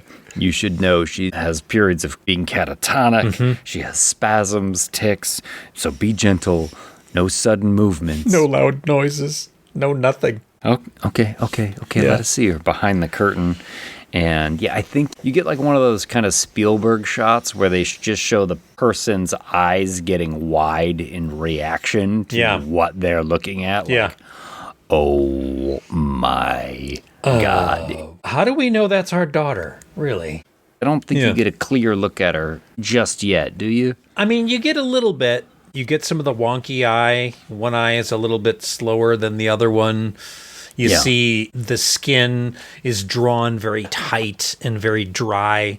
Kind of dry in some spots. You also see close-ups of the hands as gripping Dad's hand. Yeah. She's bent up, but her vitals are perfect. Yeah. Physically, she's strong, says the doc. Yeah. So right now, the comforts of home would be best for her. Yeah. Cut to, we actually don't want her here. She's kind of freaking everybody out a little bit. So, But I love her vitals are strong. You can take her home. And it's just like the wonders of socialized medicine. Yeah. Right there. They're like, she seems fine to us. Yeah. Like, she seems fine to you? Really? Are we looking at the same thing? Are you sure? Yeah. It doesn't seem to be tough for them to travel back to the States either. I mean, could you imagine them getting her through the airport? No, and I think, too, isn't there something where they're like, she was found in a sarcophagus, so let's just keep this under wraps. Yeah. You know, they don't want to make a big story out of it. I'm like, it's kind of a mummy joke, isn't it? You found this American kid after 8 years in a fucking sarcophagus. We're just not going to tell any. We're going to let you guys, absorb it a little bit. We're just not gonna, we don't want to turn this into an international news story. My God. Yeah. This made Wolf Blitzer cream in his fucking pants if this happened. American girl finally found after 8 years in a sarcophagus. Give me a break. Listen, we called TSA. We sent them a photo. They're just going to let you go right through. No big deal. They're not going to have to check. And that's the other thing that the detective explains to them. They're like, yes, our history it's our greatest asset, but it's also the perfect way to smuggle people through for human trafficking. And I was like, what? She tried to explain that, smuggling someone in a sarcophagus because we take such pride in our history that's just the easiest way. And I was like, what kind of fucking sense does that make? That's like, I'm going through the airport, so I hide my drugs in my empty ammo clip. Like, no one will find it in here. Yeah. Like, you can't open this sarcophagus, sir. Yes. I'm sorry. What's inside of it? A mummy. Duh. Yeah, Dad is just like, hey, you know what? Last time I was here, you thought I did it, so you fucking figure out what happened to our daughter before they leave Egypt with her. Yeah. So whatever you do, try not to bump her, no sudden movements, but just, she's in a wheelchair, so just like thump it up every step of... Yeah. Come on, man. You know what's really good about this scene, though? And I admit, it's absurd. You would have picked her up and carried her up the fucking stairs. Yeah. But they're back in Albuquerque. They're wheeling the wheelchair up to the house. Grandma's seeing her for the first time. The son's seeing her for the first time. So she's on the second floor, right? And it's wooden steps. And they're just bunk, bunk with the fucking wheelchair. And I thought the cadence, if you think about it, the cadence and the sound is exactly that of the porch swing on the cabin in the original Evil Dead. In Evil Dead? Yeah. I can see that. It's the same cadence, the same sound. I would almost say they used that sound. I don't think they did. Think? Oh. But it's so close, I was like, oh, that's kind of perfect, actually. Yeah. I want to say this, too, about our actress who's playing Katie now at the age of 17. She's from Michigan. Natalie Grace is her name. She has such a unique look to her. Mm-hmm. She wears this makeup really, really well. Yeah. It looks great on this girl. And this makeup, it's about 28 pieces, and it took about 6 hours to do. Goodness. And it was Aaron Tuchin and his company here in Los Angeles did it. There were 3 different companies that worked on this movie. Matthew Smith is an Irish-based artist who did a lot of the other stuff. Okay. Aaron's company designed and did all of the Katie stuff. Okay. 28 pieces. And it took 6 hours. And originally the makeup was supposed to only take about 3 hours. But like as soon as they get to set, Lee's like, oh no, we've changed the clothes. The wardrobe is different now. And they're seeing a lot more pieces. So they kind of had to scramble. I mean, this happens a lot in movies these days where people make changes late. And now all the work that you've done needs to be doubled or tripled to cover more ground, and they had to add a whole bunch of stuff to it. So this 3-hour makeup that it's okay tested, though, because there won't be any more money. Yeah, I mean, pretty much, right? We've changed it up, and it's twice the amount of work, but the quote remains the same. And I hope you have okay less with time now because we're ready to shoot, sir. Showbiz. Yeah, exactly. But Aaron applied it. And he had a local artist there named Elaine Finian. that helped with the application. So yeah, it was a 6-hour makeup, 28 pieces, and then of course nails on top of that. So that's like a whole other thing, right? Yeah. And I'll be honest, the first time I saw it, I thought, I'm not so sure I'm a fan of this look until I find out later what's really going on. Oh, yeah. And then I'm like, fucking brilliant. That's amazing. And then I loved it. Yeah, I'm a big fan of that as well. And we'll get there pretty soon here. Yeah. Right now, Katie's just being introduced to the family, and Abuela's so happy to be around her, and she's saying a prayer in front of her, and you know, being a good Catholic, and then wham! Headbutt scare. Holy shit. Yeah. Katie the mummy headbutts the grandma right in the nose. Sounds like a wrestler, doesn't it? Yeah. Katie the mummy, hailing from parts unknown. Headbutts the other girl. Smashes into grandma's face, breaks her nose, and then begins to convulse and spasm. And mom, who is a nurse, runs in and injects her, sticks her with a sedative to calm her down. Yeah. But, you know, the comforts of home is all she needs. Yeah, she should be fine. Make sure she's getting enough fluid. Yeah. Make sure she's eating and pooping. And, drink lots of water. Yeah. She may appear pretty moist, but let's not let her dry out too much. Oh, God. And she's going through these fits of just being catatonic as the mom is sitting in bed with her, looking at her baby book, trying to get reacquainted. Right. But little Katie won't be catatonic all the time, because a night or two later when Maud wakes up because she hears thump, thump, thump, thump, thump. Yeah. Now, this fucking house has like an interconnected... labyrinthian crawl space. Yeah, that goes like all the way through it. 4 feet wide in between little doors. Room. Yeah, little doors in every room. Do houses so you can have get this? In there. I don't know. I wondered, is this like I've a New Mexico grown my thing? entire life to find? I just haven't lived in that house yet. Well, I certainly have known houses that have had crawl spaces, but this is like, I guess we saw it in Scream 7 as well, didn't we? Yeah, but that was based off of a panic room, too. Sure, but there was still like a crawl space between the rooms. I guess this is the year for crawl spaces in between walls. Listen, Frank, I hear they got a crawl space scene. We need one, too.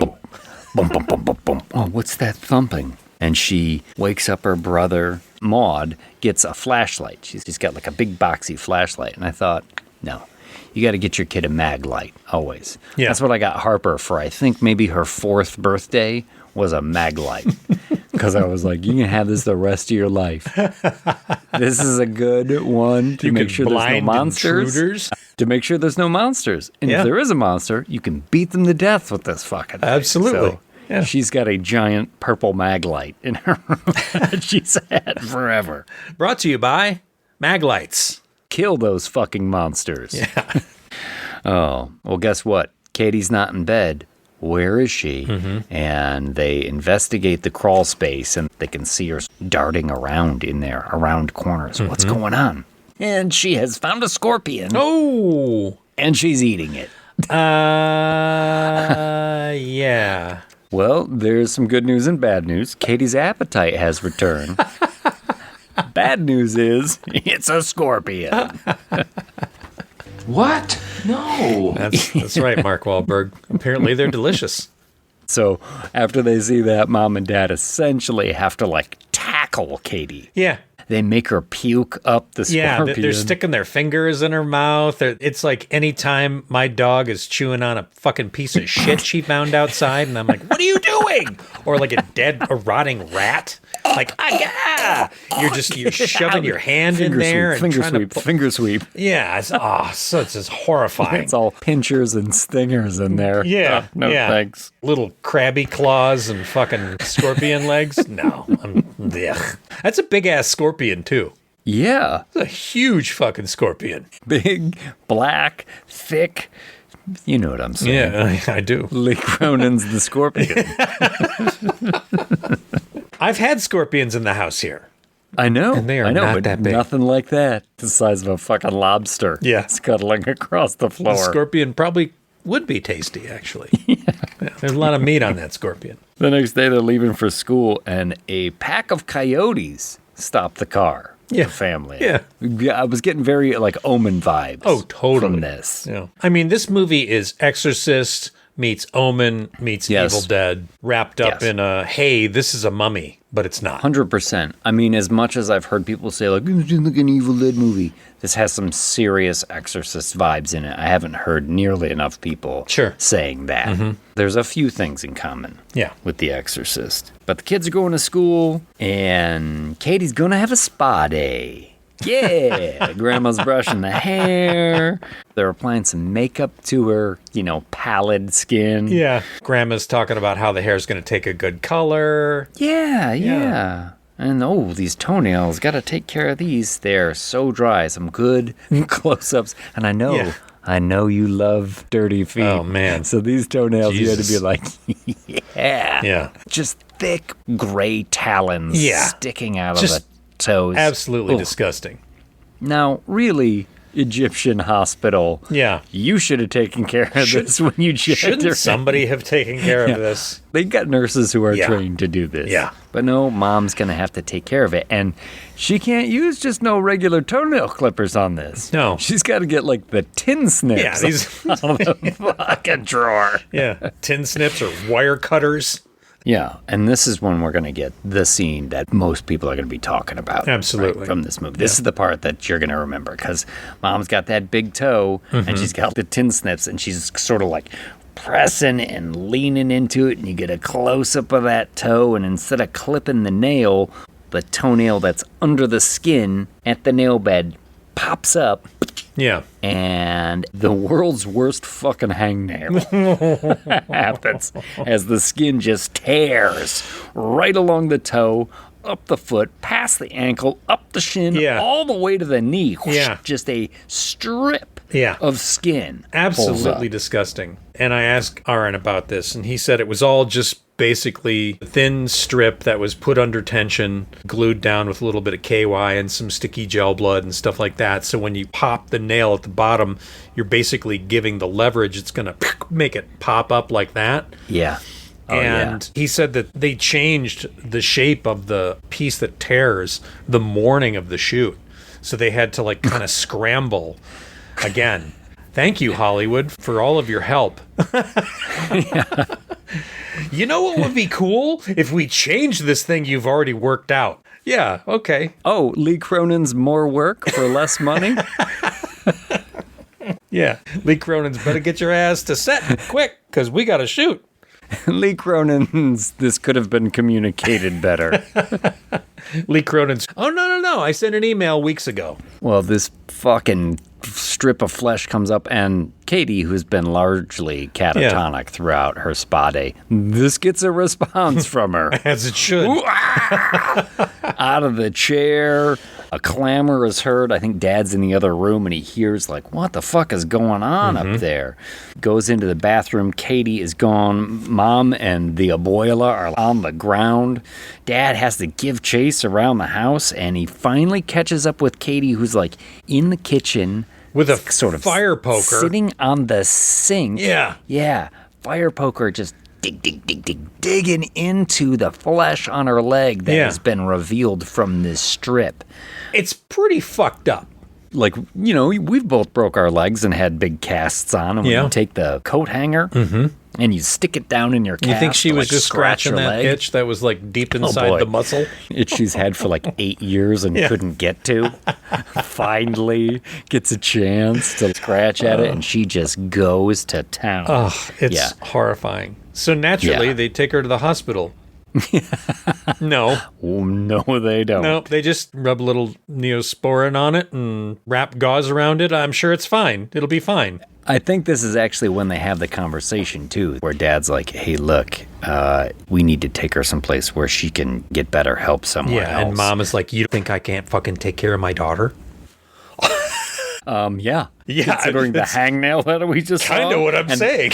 And headbutting your mom and eating scorpions? Yeah. How much more proof do you need, Mom? Is this day 3? Or day 2 even? This is going to be my biggest problem with this movie.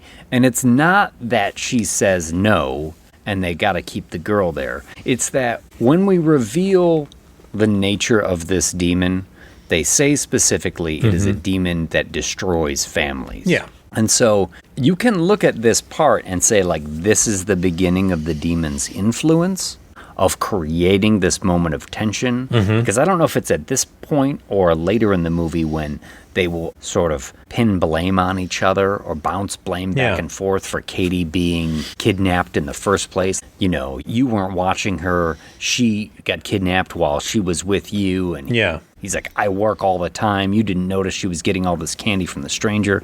Yeah. Those are the kind of moments I really wish that they had exploited more in this movie. And I wish we had seen the family drama turn on each other more without it getting Yahoo crazy or super gross or anything like that. Like, I wish we could have seen, you know, the kids be shitty to each other, or even like, you know, the mom smack one of the kids, or just if she would have hauled off and belted the little girl, that would have been a thing, right? Yeah, really start to dissolve the family unit in a sort of more insidious fashion. Now, I'm criticizing it for the movie. It's not for the movie that it is. But just in terms of the writing and in the way, when we get into sort of the Evil Dead moments where they taunt the family members. Yeah. I really wish that they had taunted them as a family unit, talking about how, like, the father's not a good provider or the mother's not there for her children. I mean, the destruction of the family is a lot of what Evil Dead Rise is as well, right? Because that's all a family that's just disintegrating as each one turns into an Evil Dead and tortures the rest of them. Yes. Yeah. But, you know, like when, and jumping forward in this movie, when the abuela becomes possessed, she does a thing where she, like, comes on to the dad. Yeah. You know? Why that choice? Yeah. It would be so much weird. better if you found something family related that you could dig in to the father that way. Sure. Rather than just being like a zombie slut. Going for the let Jesus fuck you moment. Yeah. Yeah, exactly. But in the aftermath of this, Dad is cleaning up and he finds that ribbon of skin attached to the wheelchair. No one cleaned it off. Well, shit was crazy. Right after that. A fucking 2-foot strip of skin. But then when he takes it down into his workshop area, he notices... He sees the little writing on it, like a little tattoo almost. Yeah. Exactly. Some sort of runic writing or something. They're not hieroglyphics. Yeah. He finds that when he takes it to fucking Professor Nobi. Yes. And that's exactly what's about to happen next, right? Yeah. Because he notices these strips that have this writing on it. Yeah. And we've seen this scene in, you know, Conjuring movies and things like that. Oh, I got to take it to the professor. And he's like, well, this is heretic writing. It's 3,000 years old and predates Christ. And where did you get this? I mean, I can't translate it right now, but in the third act, when you're a little hard up for answers, you can expect a phone call from me. Exactly. Essentially. I will have deciphered just enough. What was the professor in The Evil Dead? Professor Nobi. Professor Nobi. Okay, yeah. This guy is legit Professor Nobi out of the gate. Professor Bixler. Yes. That was his name. Which, as we mentioned earlier, the same family name as Evil Dead Rise. Yes. I do not buy that is a legit connection, though. Sure. I mean, Bixler's not a super common name, though. Sure, but it's not up to fucking Lee Cronin to decide on his own if he's making an Evil Dead movie. Do you know what I mean? Like, you have to get the permission of the people who make the fucking Evil Dead movies. You know, they offered him an Evil Dead sequel. He turned it down. And then he made one. Okay. But Dad leaves the professor, and then we're going to get a scene here where Katie has been clicking her teeth. Yeah. She hasn't been talking, really, but she has been just, like, clicking her teeth a bunch. And Dad realizes... Yeah, in the beginning of the movie where they were teaching her... We had seen... Morse code. For Morse code. Girl Scouts, yeah. And he realizes that the clicking of the teeth is Morse code. Yeah.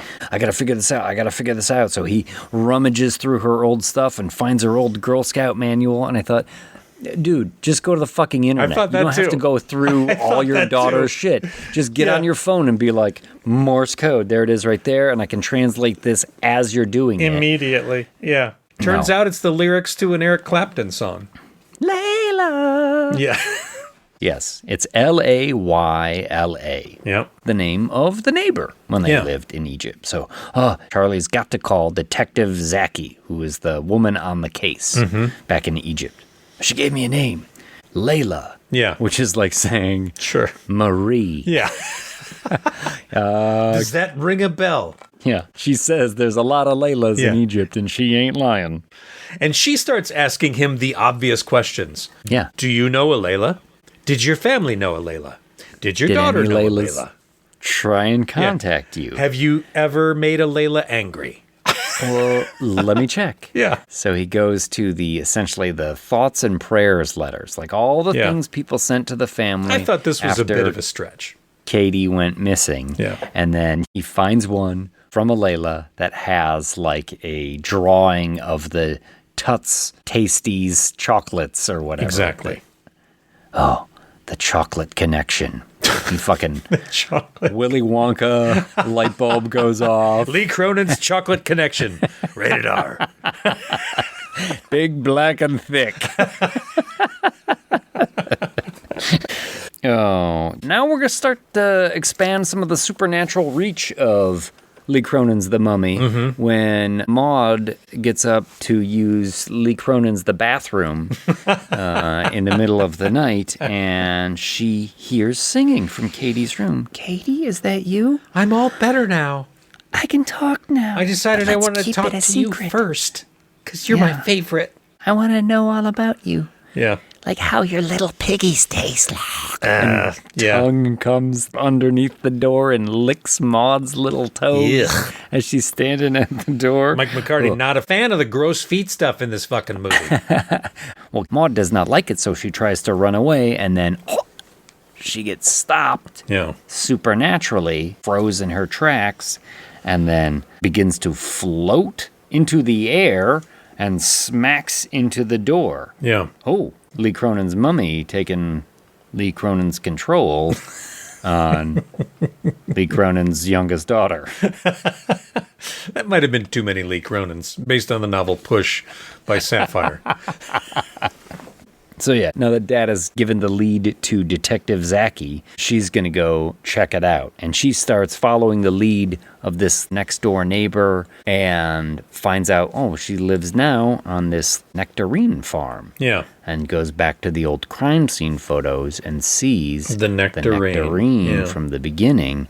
Oh, it's all starting to become clear. I think these are the moments that some of the people that don't like this movie, they complain that it's dragging out, but I always like the hunting down the mystery parts of movies like this. Tell you, I saw this movie twice. It did not feel long to me. Sometimes an 80-minute movie seems long to me. But this never felt long. And Dad's gonna go and talk to Professor Bixley again, and this is when we name the Translated the Nazarene. The Nazmaranian. Yeah, which is a fucking Iron Maiden song. I'm certain of it. The Nazmaranian, it is an ancient dark spirit, the destroyer of families, can whisper on the soul and replace love with cruelty. Now, wouldn't the that have devil been of its a time. better name for the movie? The or something. Nazmaranian Destroyer of Families? Something like that. Yeah. Anything like that. There's so many options. I mean, Nazmaranian is a mouthful. It is. I just kept thinking, Nazarene! You know, from like Omen 3 with Sam Neill raising his fist. Nazarene! Because he's the fucking grown-up Damien Thorne. Good movie, I think. Been a long time since I've seen it. Well, this is one thing that I actually think is really cool about this movie, is the nature of this mummy. Sure. Because the professor explains that the Nazmaranian vanished from history. 3,000 years ago or something? Yeah. And it was rumored that the spirit was trapped by an ancient ritual, and that the bindings that Charlie had brought to him, the wrap of skin with the runes on it, there were wards of protection to ward off that demon. Essentially, she has been wrapped with bindings, with spells and incantations on them to keep a demon inside of her. That have grown into her skin. That's why her skin looks so fucking weird. I think that's metal as fuck. It is. And I love it. It is. I love that part So of this movie. So do I I. think it's one of the central ideas that Lee Cronin was playing with as he was creating this story.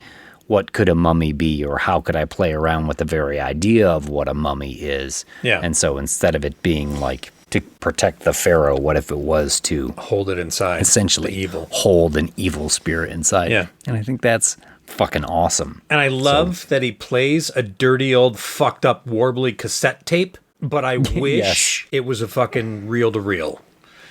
Because it's the same bit from Evil Dead where it's the professor talking about what it is that's going on. And I was like, oh man, from the thumping of the wheelchair up the stairs, matching the cadence of the porch swing to the tape, listen to the tape, it's a demon, to the Evil Dead notes. I was like, man, these movies pair so well together.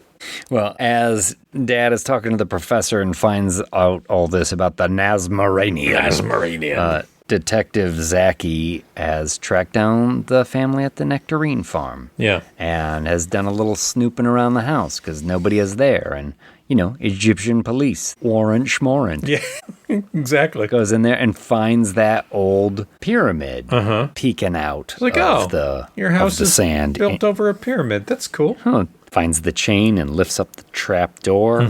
Perhaps Egyptian police don't call for backup, but sister, now is the time. Yeah. Before I descend into this dark pit and explore the base of this ancient black pyramid. Perhaps I should tell someone. Hey guys, just so you know, just a heads up. Yeah. Just want to tell you. And as she's doing this, we see the tattooed lady pulling up to the house. Yeah. Right? So it's a good little suspenseful, like, oh, sure, we know she's about to be caught here. Yeah, it's a little misery moment. Annie coming back to the house. 100% is what I thought of, was that part in Misery, right? But Detective Zaki is down there in the tomb that we saw earlier. We see the clasps and the chains, but no sarcophagus. Heads upstairs and sees a woman behind a beaded curtain. Immediately, she's got her pistol drawn. Surrender yourself! But the woman charges through the bead curtain with a cleaver. With a cleaver. Not a smart move from this woman. Yeah. Why don't you just play it a little cool if you got a cleaver? Tried to go for the surprise. Through the hippie beads. Shoots her. What did you do to Katie? Yeah. And then this is when a young girl appears and runs out of the house. Detective Zaki gives chase through the nectarine orchard and to the edge of a cliff where this girl unearths a box, a tin. It's Put it down, odd put it down. place to put this box. Isn't it, though? Yeah. Doesn't make a whole lot of sense to me. Not at all. But this is Layla, Katie's friend from when they were kids, and she has a tin, and inside is an old VHS tape that's labeled Katie. Yeah. Yeah. It might as well have been labeled Exhibit A. Yeah. Like it couldn't be plainly more evidential than marked Katie on the video. Frank, we need something for the half watchers. That's those people that aren't paying attention. How about if we just write her name on it?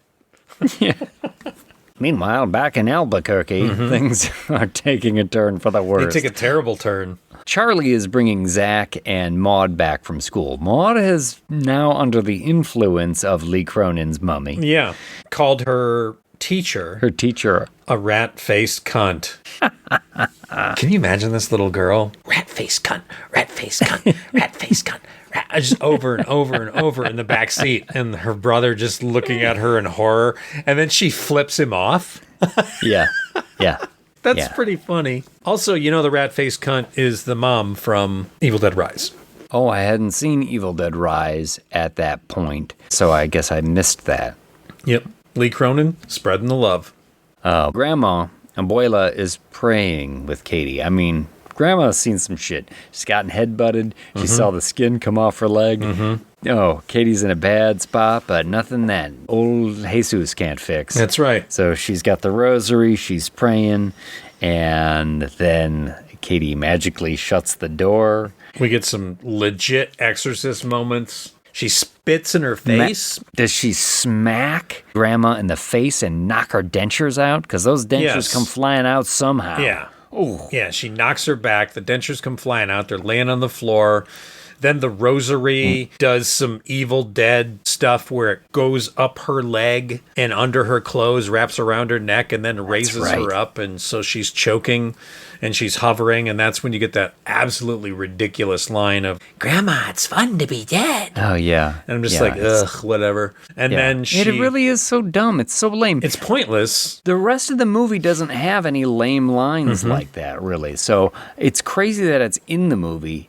And it's fucking astounding that it made the trailer. It's garbage. It's such a stupid line. She really should have used the fucking Charles Bronson Death Wish 2 line. Yes. Do you believe in Jesus? Good, because you're about to meet him. And then blow her out the window? That'd be great. Yeah. So Grandma's hanging in the air, and then with like a psychic push, Lee Cronin's The Mummy blasts her out the window just as Dad is pulling up with the kids, and Grandma lands face first on the windshield, a bloody mess. Oh my God, how could this get worse? Slides off the car. Why is she sliding off the car? Oh, it's coyotes pulling her off the car so they can tear open her stomach. Yeah. I love that aerial shot looking down. It's very Lee Remick having fallen to her death in Omen, right? Yeah. But then she's still kind of alive as the coyotes are eating her innards on the ground. Yeah. It's so rough. It is over the top, and I kind of love it, as horrible as it is. It reminded me of that old deep thought that was like, it's sad that whole families have to be torn apart by something as simple as wild dogs. Deep thoughts. Yeah, and then this is something else I don't like is that they just cut away from this.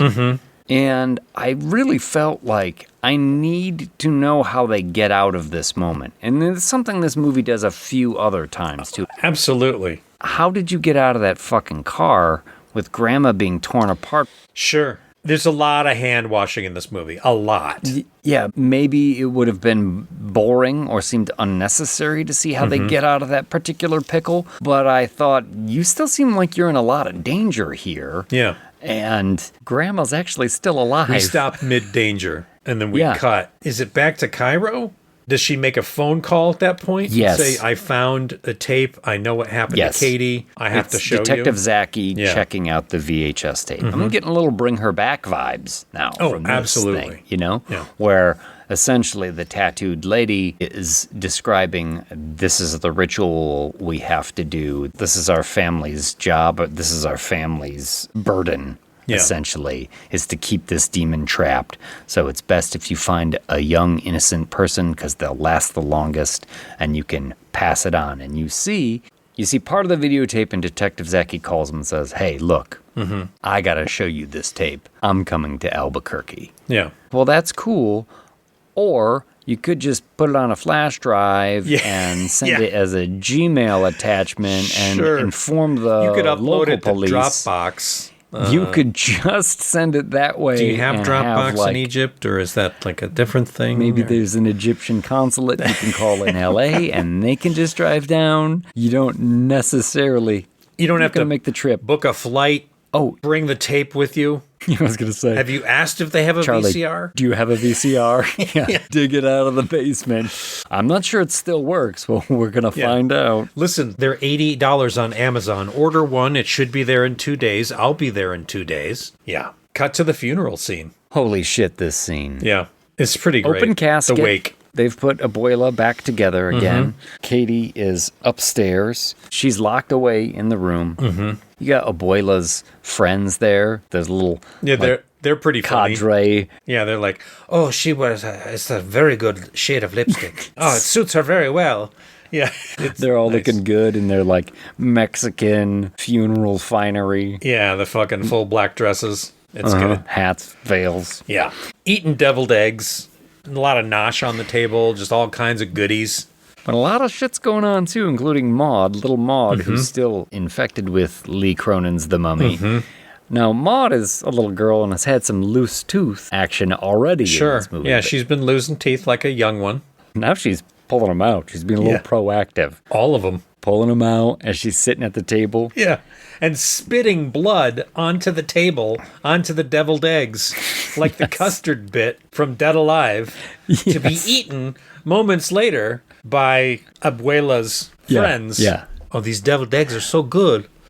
Yes. That is probably the moment I thought was the most unnecessarily gross in this whole movie. Yeah. What is that about? But I love when Maud is pulling her teeth out and she looks up at that spot in the ceiling. First of all, that spot in the ceiling that Dad finds earlier under the carpet. Yeah. Right? Where Katie, when she pukes up the scorpion, nobody cleaned that? What the there's like a big soaking wet gooey spot on the floor that's rotting through the wood underneath the carpet. And nobody has noticed it. No one's or noticed that it's coming through the ceiling. There's flies all around it. And I'm like, wait a minute. Okay, but it's cool because Katie's going to fucking claw her way through it. And that's a pretty cool scene. Yes. It happens during this wake scene because after Maud pulls out all of her teeth, she goes over to the Abuela's casket and she pulls on the thread that's holding her the lips shut, mouth closed, and then her dentures are there, and little Maud takes the dentures out and puts them in. It's a pretty cool effect. This little girl with this giant set of bloody teeth in her mouth. You don't see her remove them and you don't see her put them in. You just see her walk up to the parents and you see Katie crawling along the ceiling. Yes, because she's dug her way from the room above through the rotten hole. It's a good Exorcist 3 moment. Spider climbing on the ceiling. Yeah. Absolutely. So, does Maud bite someone? She walks up to the parents and she smiles, and we realize she's got Abuela's bloody dentures in her mouth. They're just comically huge. Yes. And then she jumps on the priest. Yeah. And attacks him. Bites the priest. Yeah. And so everyone's focused on that. Oh my God, what's happening? Yeah. As Katie crawls and just like bloop, falls into Abuela's casket and begins to gnaw on her. Yeah. And the casket tips over. There's some sort of like juice or embalming fluid coming out of pumping Grandma's out of the throat neck. where she's just ripped open. And then Katie's licking it off the floor.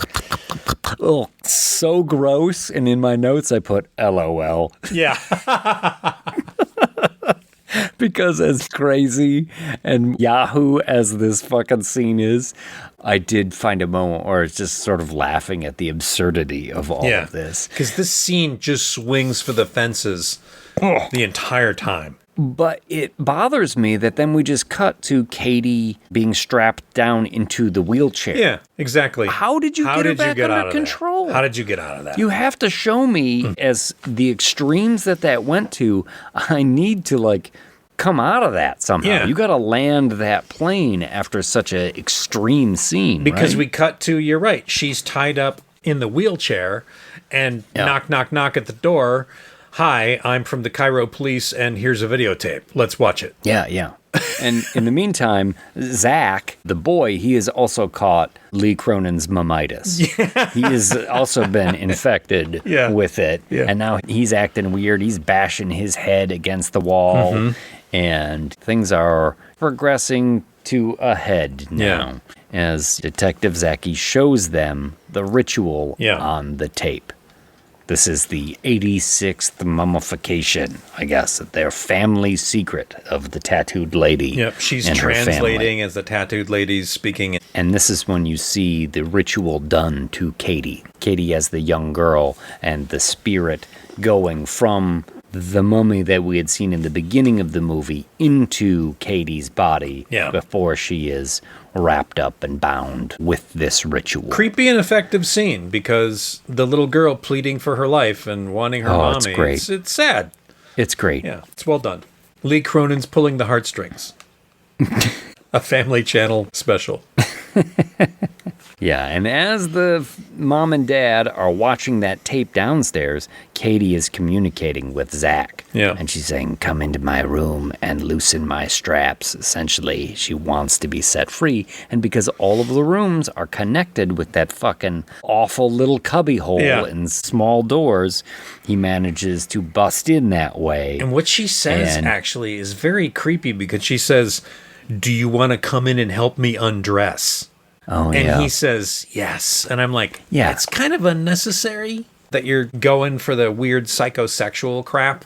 Yeah. And again, it felt like the wrong tone. Yeah. I wish they had taken a different angle with it than it being sexual. Because like I said, the grandma is sexual when she comes on to the dad, too. And it just seems Deadite kind of thing to me.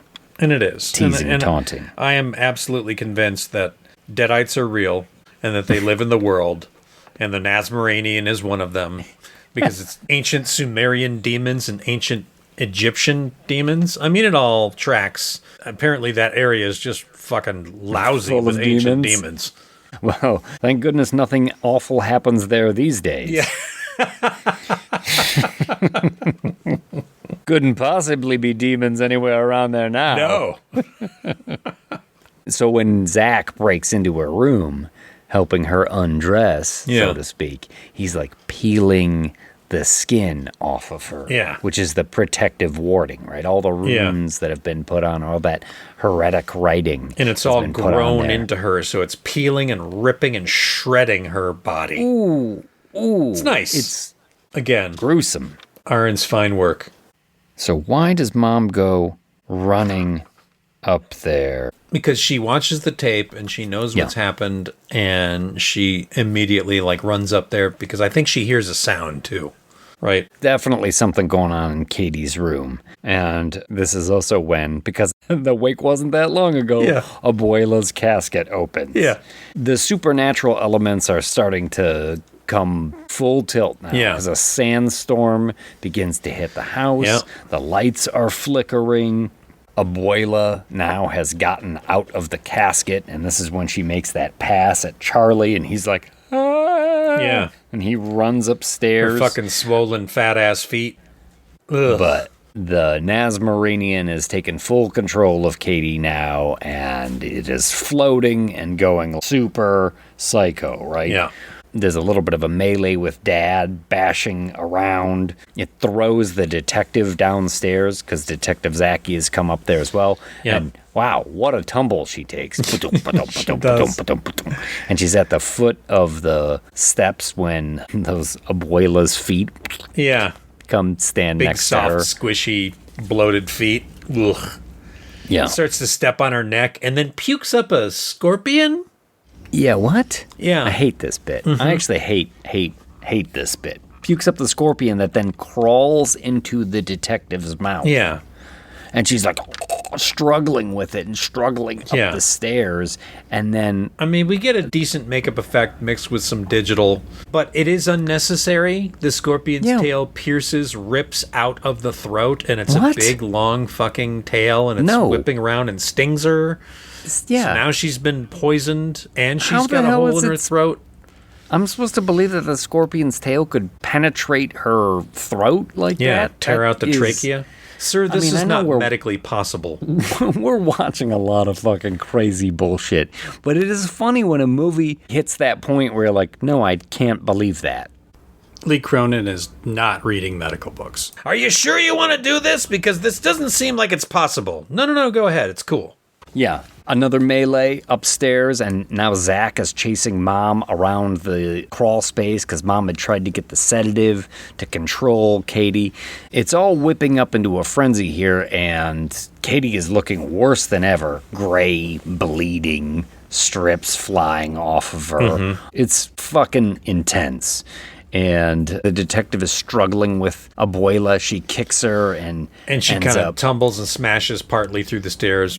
Head caught in the newel post. Yeah, something like that. But that's going to give us a moment for the detective to try and speak the words. Yeah, the magic words. He says, do you remember the words? Like, they haven't discussed this. Yeah.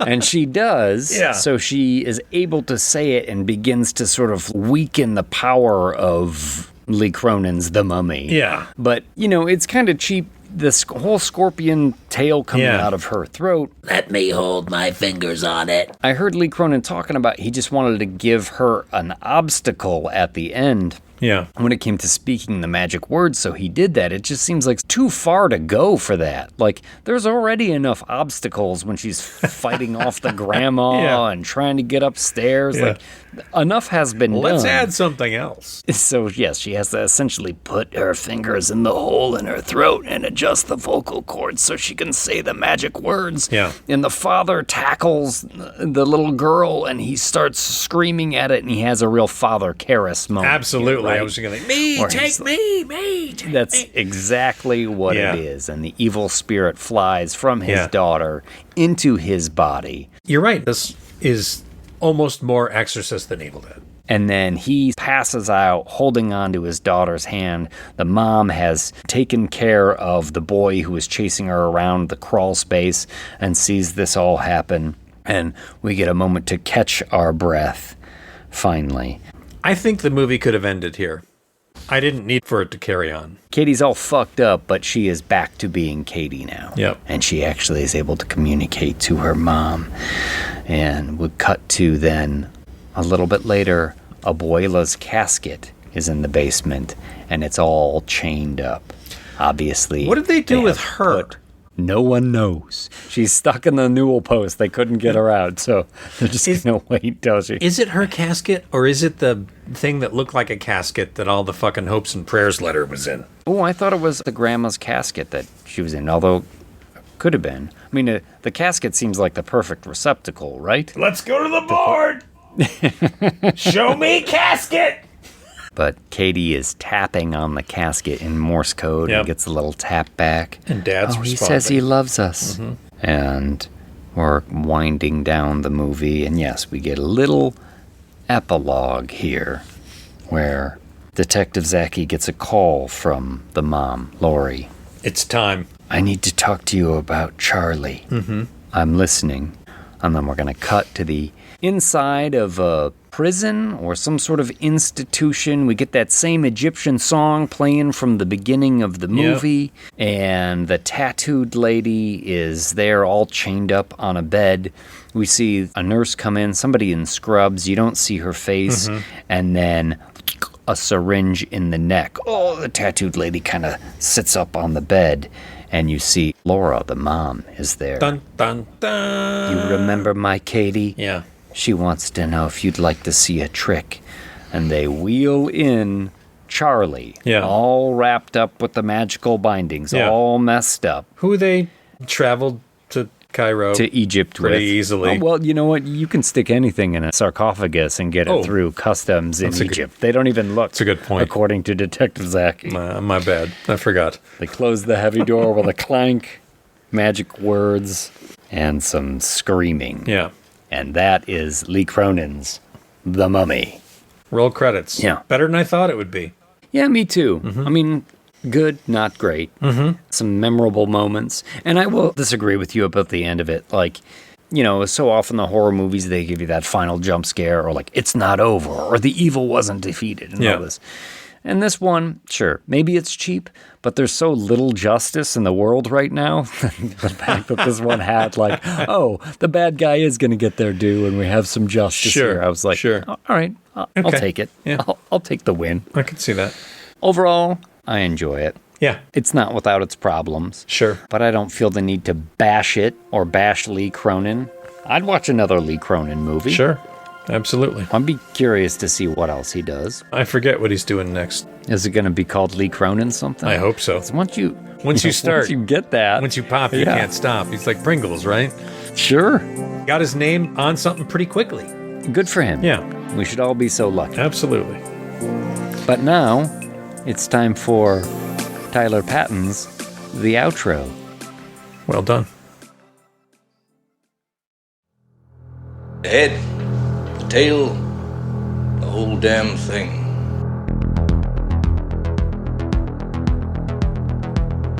Thank you for the intro into my outro, James. You've just experienced the head, the tail, the whole damn thing with your industry professionals Mike D. McCarthy and James Knight. I'm your announcer, Tyler Patton. Join us next time for 2011's Cabin in the Woods, and They Will Kill You. Was Cabin in the Woods directed by someone named 2011? I'm confused. Speaking of confusion, in preparation for the prior episode, I think I watched the wrong film. It was about a British soup chef who went to Japan to learn from the samurai of soup making, and he went to the top of his class, and he dedicated his restaurant to his mother. It was called The Leek Ronin's Mummy. That's right, Leek Ronin's Mummy. Well, thanks again, folks. We'll see you next time.